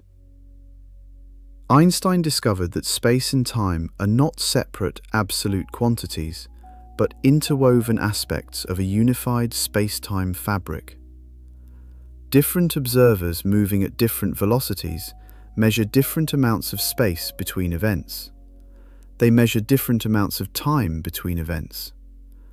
These disagreements are not errors or illusions.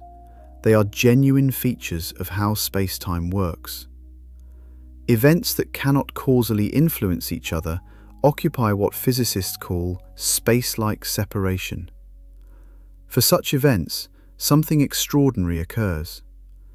Different observers disagree about which event happened first.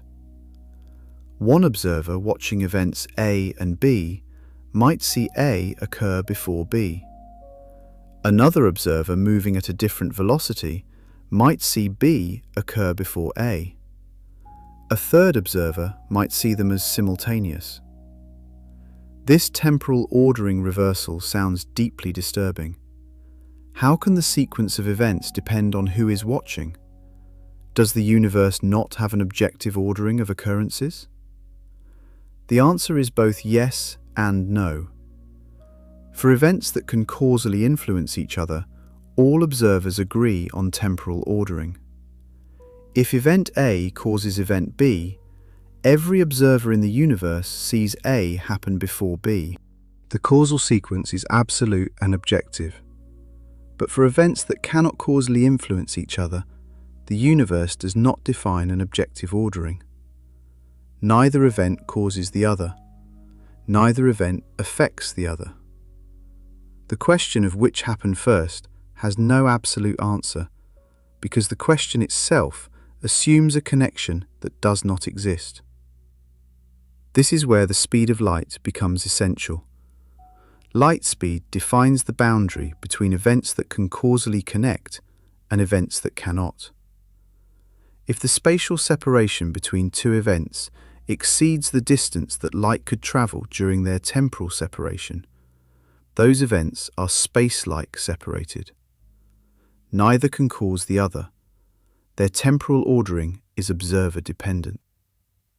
If the temporal separation exceeds the time light would need to cross their spatial separation, the events are time-like separated. They can causally influence each other. Their temporal ordering is absolute. Events separated by exactly the distance light travels during their temporal separation are light-like separated. They lie on each other's light cones. A light ray leaving one event would arrive precisely at the other. This classification creates the geometric structure of spacetime causality. Every event in the universe sits at the apex of a double cone extending into past and future. The future light cone contains every event this event could potentially affect. The past light cone contains every event that could potentially have affected this one. Everything outside both cones is causally disconnected, unreachable and unreaching. Your future light cone at this exact moment contains every location you could possibly influence through any action you take. If you switched on a powerful laser right now, the beam would expand outward at light speed, defining the boundary of your influence. Anything outside that expanding sphere cannot be affected by anything you do. Your past light cone contains everything that could possibly have contributed to your current state. Light from distant stars that entered your eyes shaped your neural patterns. Cosmic rays from ancient supernovae triggered mutations in your ancestors' DNA. But only events within your past light cone could have played any role. Everything outside is causally irrelevant to your existence. The speed of light determines the shape of these cones. A faster light speed would expand the cones, enlarging the causally connected region. A slower light speed would contract them, shrinking the domain of possible influence. The particular value we observe creates the particular causal structure our universe possesses. Faster-than-light travel would transform space-like separations into causal connections. This is not merely prohibited by some cosmic rule. It creates logical paradoxes that cannot be resolved within any consistent framework. If you could travel faster than light, you could reach events in your space-like separated region. But those events have ambiguous temporal ordering. Some observers see them as being in your future. Others see them as being in your past. By traveling to such events, you transform observer-dependent temporal ordering into objective causal connection. The mathematics of special relativity shows that faster-than-light travel is equivalent to backward time travel. Different observers would disagree about whether your journey went forward or backward in time. For some observers, you would arrive at your destination before you departed from your origin. You would exist at your destination without having yet begun your journey. This creates causal loops that destroy logical consistency. You could receive information about future events and use that information to change them. You could prevent the causes that led to your receiving the information. You could observe your own departure from the vantage point of having already arrived. The contradictions multiply without resolution. These are not philosophical puzzles open to interpretation. They are logical impossibilities that break the mathematics of consistent physical law. A universe permitting faster-than-light travel would be a universe without reliable causality, where effects could precede causes, where information could destroy itself by preventing its own creation. Every experiment ever conducted confirms that our universe does not work this way. Causality proceeds in orderly fashion from past to future. Causes precede effects. Information flows forward through time, never backward. The speed of light enforces this logical structure by preventing any causal connection between space-like separated events. The geometry of spacetime encodes the light speed limit directly into its mathematical structure. Physicists describe spacetime using a quantity called the interval, which combines spatial distance and temporal duration into a single measure. The interval between two events equals the time separation squared multiplied by light speed squared minus the spatial separation squared. This interval has a remarkable property that shocked physicists when Einstein first demonstrated it. The interval is invariant. All observers, regardless of their motion, calculate the same interval between any two events. They disagree about spatial separation. They disagree about temporal separation, but they agree on the interval. The invariance of the space-time interval defines the geometry of our universe. It is not Euclidean geometry, where the Pythagorean theorem applies to spatial distances. It is Minkowskian geometry, where a modified Pythagorean theorem applies to space-time intervals. The speed of light appears in this fundamental geometric relationship as the conversion factor between spatial and temporal dimensions. When we say light travels at 300,000 kilometers per second, we are really expressing a geometric truth about spacetime. 1 second of time is equivalent to 300,000 kilometers of space in the unified fabric of spacetime geometry. These are the natural units. An object traveling at light speed moves 1 unit of space for every unit of time. The speed of light is not a velocity in the conventional sense of distance covered over time. It is the conversion factor between distance and time, the exchange rate that lets physicists express temporal durations in spatial units and spatial distances in temporal units.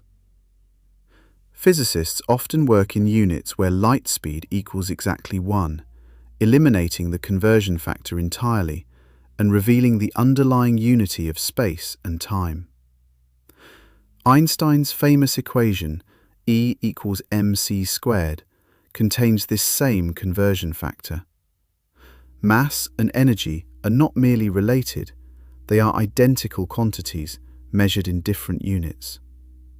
The speed of light squared provides the conversion between mass units and energy units. 1 kilogram of mass contains about 90 quadrillion joules of energy.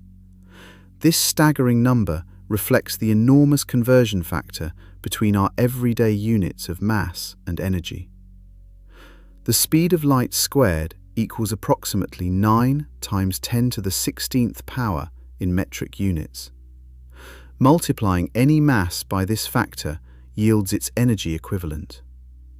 Nuclear reactions exploit this equivalence. When uranium atoms fission, roughly 1/10 of 1% of their mass converts to energy.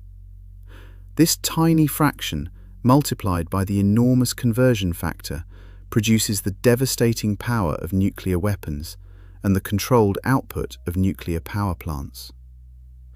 The same conversion factor explains why the sun can burn for billions of years by converting a small percentage of its hydrogen mass into radiant energy. The speed of light also governs gravitational phenomena with equal absoluteness. Einstein's general relativity extended special relativity to include gravity, revealing that massive objects curve the space-time around them. This curvature is what we experience as gravitational attraction. When a massive object moves, the curvature of space-time around it must change. How fast can this change propagate? The answer is exactly light speed. Gravitational disturbances travel through space-time at the same velocity as electromagnetic disturbances. Gravitational waves provide spectacular confirmation.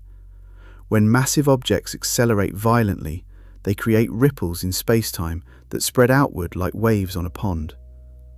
These gravitational waves were predicted by Einstein in 1916, but not directly detected until 2015, when the LIGO observatories measured waves from colliding black holes over 1 billion light-years away. The LIGO detection allowed physicists to measure the speed of gravitational waves with extraordinary precision. The waves arrived at detectors separated by thousands of kilometers, at times differing by milliseconds. The measured propagation speed matched light speed to better than 1 part in 1,000,000 billion. Gravity and electromagnetism travel at exactly the same velocity. This equivalence is not coincidence. It reflects the fundamental nature of the speed of light as the speed of causality itself. All forces mediated by massless particles must propagate at this velocity. Photons mediate electromagnetic forces. Gravitons, the hypothetical quantum particles of gravity, would be massless and therefore must travel at light speed. Any force carried by a massless mediator faces the same constraint. The universality of the light speed limit suggests something profound about its nature. It is not a property of light that happens to apply to other phenomena. It is a property of space-time itself that all phenomena must respect. The speed of light is the speed at which space-time updates, the rate at which the universe can change from one configuration to another. This perspective transforms how we understand the cosmic speed limit. It is not a barrier preventing faster motion. It is the fundamental tempo of reality, the maximum frame rate at which existence can process change. Asking why nothing moves faster than light is like asking why reality cannot update faster than it updates. The question contains its own answer. The cosmic speed limit shapes the large-scale structure of the universe in ways most people never consider. The observable universe has a boundary, not because space ends, but because light from beyond certain distances has not yet had time to reach us. This cosmic horizon lies approximately 46 billion light-years away in every direction. The number seems paradoxical. The universe is only about 13.8 billion years old. How can the observable horizon be 46 billion light-years away if light has only been travelling for 13.8 billion years? The answer involves cosmic expansion. The universe has been stretching since the Big Bang. Light that left a distant region 13 billion years ago travelled through space that was expanding as the light crossed it. By the time that light reaches Earth, the region that emitted it has been carried much farther away by cumulative expansion. The source is now 46 billion light-years away, even though the light travelled for only 13.8 billion years. Beyond the cosmic horizon lie regions we can never observe. They almost certainly contain galaxies, stars, planets, possibly even intelligent civilizations. But no information from those regions has reached us because light speed limits information transfer, and the universe is too young for light from those distances to have arrived. The situation grows more severe as cosmic expansion accelerates. Dark energy, the mysterious component driving acceleration, is pushing distant galaxies away from us ever faster. Galaxies beyond a certain distance are receding faster than light speed relative to us, not because they are moving through space faster than light, but because the space between us is expanding at rates that exceed light speed across such vast distances. These distant galaxies have already crossed beyond our cosmic horizon. We can still see the ancient light they emitted billions of years ago, but no light they emit today will ever reach us. They are causally disconnected from our future. Anything that happens in those galaxies cannot affect us. Anything we do cannot affect them. The speed of light has permanently isolated vast regions of the universe from each other. Eventually, the accelerating expansion will carry almost all galaxies beyond our horizon. In approximately 100 billion years, only galaxies gravitationally bound to our local group will remain visible.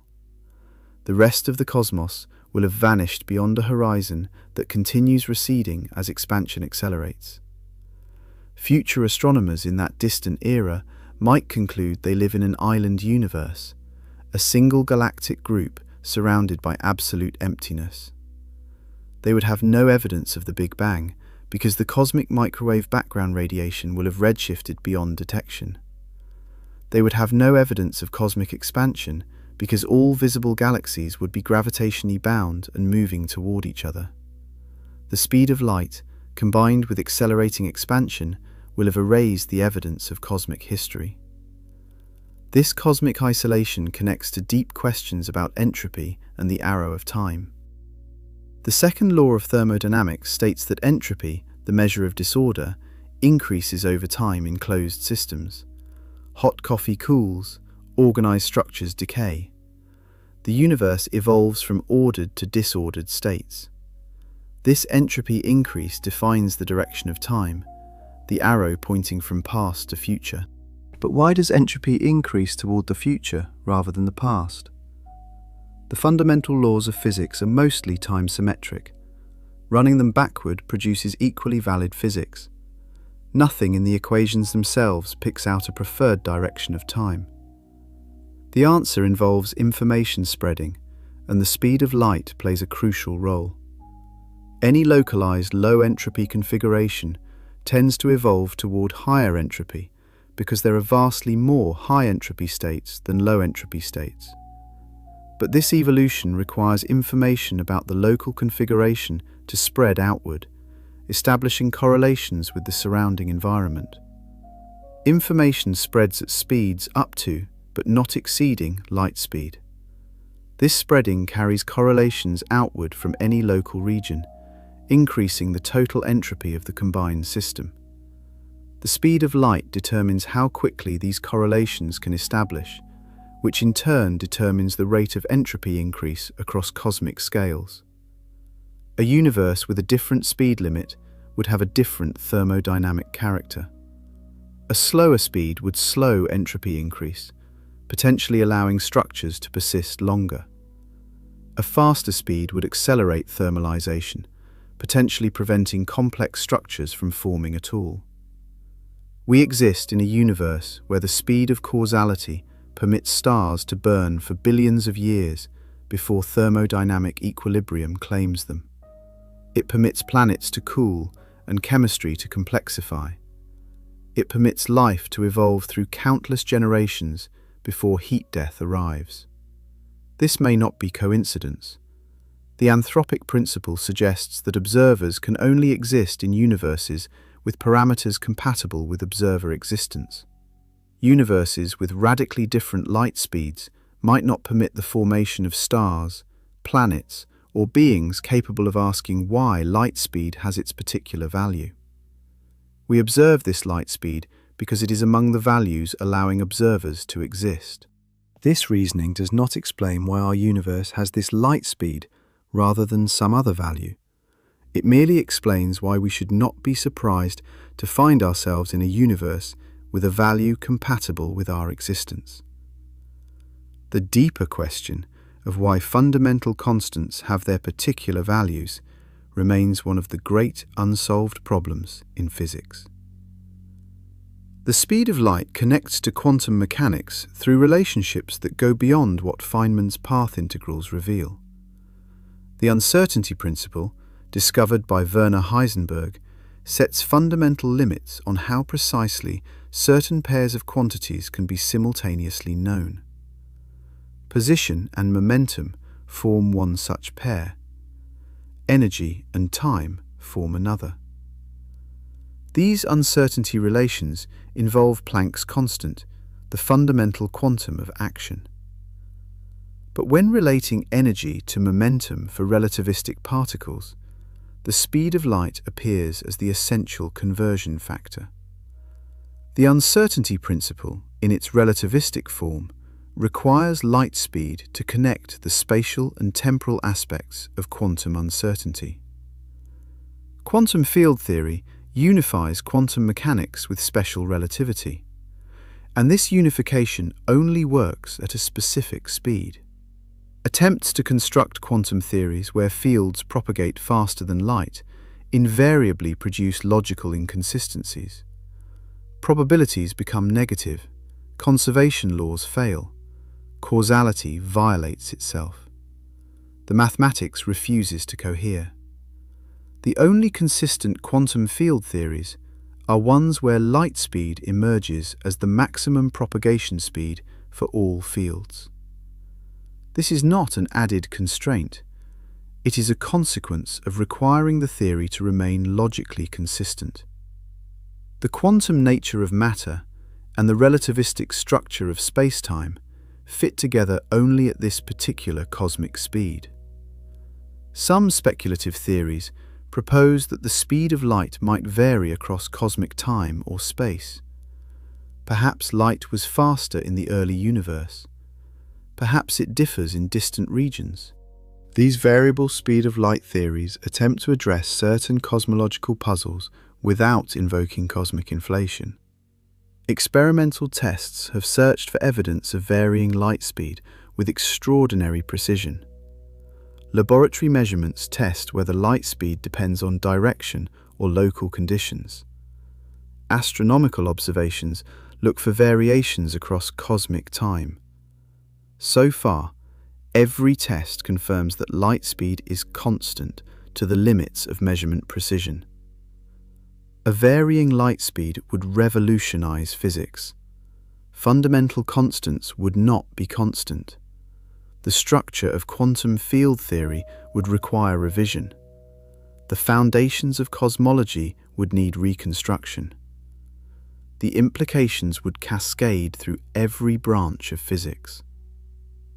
The speed of light represents humanity's ultimate constraint. We will never visit stars in distant galaxies within human lifetimes using any technology that respects known physics. The nearest major galaxy, Andromeda, lies 2 million light-years away. Even travelling at 99% of light speed, a journey there would require over 2 million years of Earth time. Time dilation would shorten the journey for travellers, but they would return to find Earth millions of years older, everyone they knew long dead. Human civilization unrecognisably transformed or extinct. Interstellar travel within our own galaxy faces similar constraints at smaller scales. The nearest star system, Alpha Centauri, lies 4.24 light-years away. A spacecraft travelling at 10% of light speed, which exceeds any propulsion system we can currently envision, would require 44 years to arrive. Travellers would return to find their friends aged, their children elderly, their world changed. Communication across cosmic distances encounters the same limit. A message sent to a civilization in another galaxy would require millions of years to arrive. A reply would take millions more. Meaningful conversation with beings in distant galaxies is impossible, even in principle. The speed of light isolates cosmic civilizations from each other as effectively as walls of impenetrable matter. This isolation extends to regions of our own observable universe. A message sent today to a galaxy 10 billion light-years away would never arrive, because cosmic expansion carries that galaxy beyond our reach faster than light can cross the intervening space. We are cosmically alone, not because the universe lacks other civilizations, but because the universe makes communication between distant civilizations impossible. Yet the constraint that isolates us also enables us. Without the light speed limit, causality would collapse into paradox. Effects could precede causes. Information could travel backward through time. The orderly sequence of events from which meaning emerges would dissolve into logical contradiction. Our very ability to think requires causality. Neural signals must travel in sequence through our brains. Causes, in the form of sensory inputs, must produce effects in the form of perceptions and responses. Memory must record the past rather than the future. Consciousness itself depends on the temporal structure that light speed enforces. A universe without a cosmic speed limit would be a universe without reliable causality. Random events in the distant future could retroactively change the past. Information about choices not yet made could influence the decisions that create them. Existence would become incoherent. Richard Feynman understood this deeply. His path integral formulation showed that faster-than-light contributions cancel themselves out of quantum calculations. His diagrams encoded causal structure into the mathematics of particle physics. His entire approach to physics embedded the speed of light as the tempo of reality itself. The barrier is not a wall preventing passage. The barrier is a structural feature of how existence works. There is no other side to break through to, because faster-than-light motion is not a coherent concept within the mathematical framework describing reality. Asking how to exceed light speed is like asking how to find a point north of the North Pole.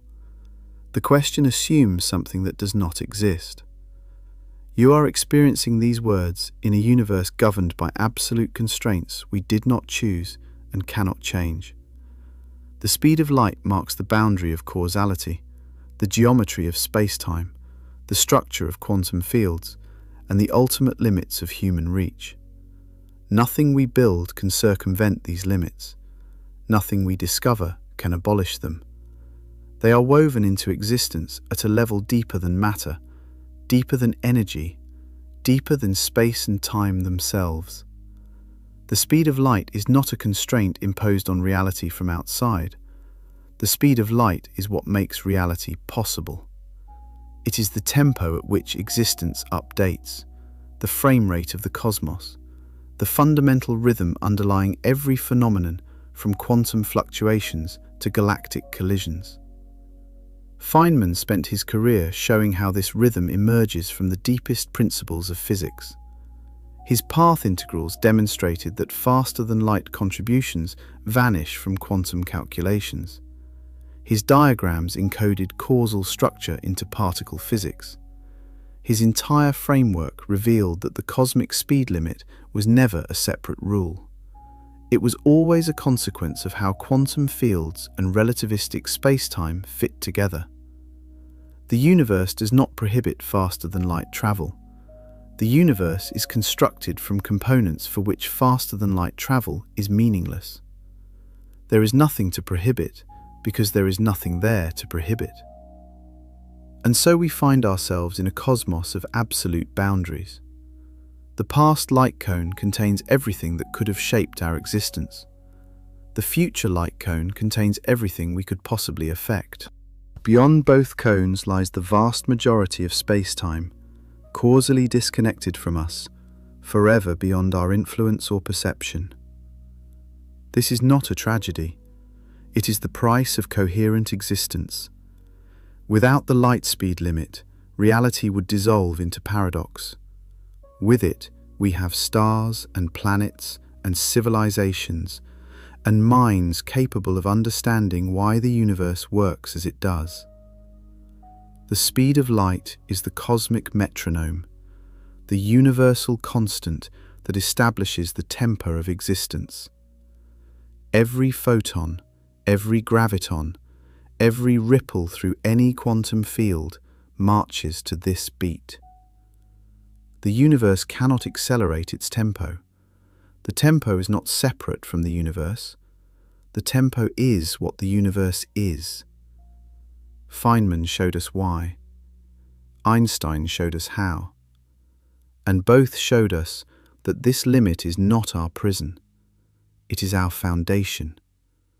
The very ground on which we stand exists because causality flows in one direction at one maximum speed through the unified fabric of spacetime. The barrier that confines us is the barrier that creates us, and understanding that barrier is understanding the deepest truth physics has uncovered about the nature of existence itself.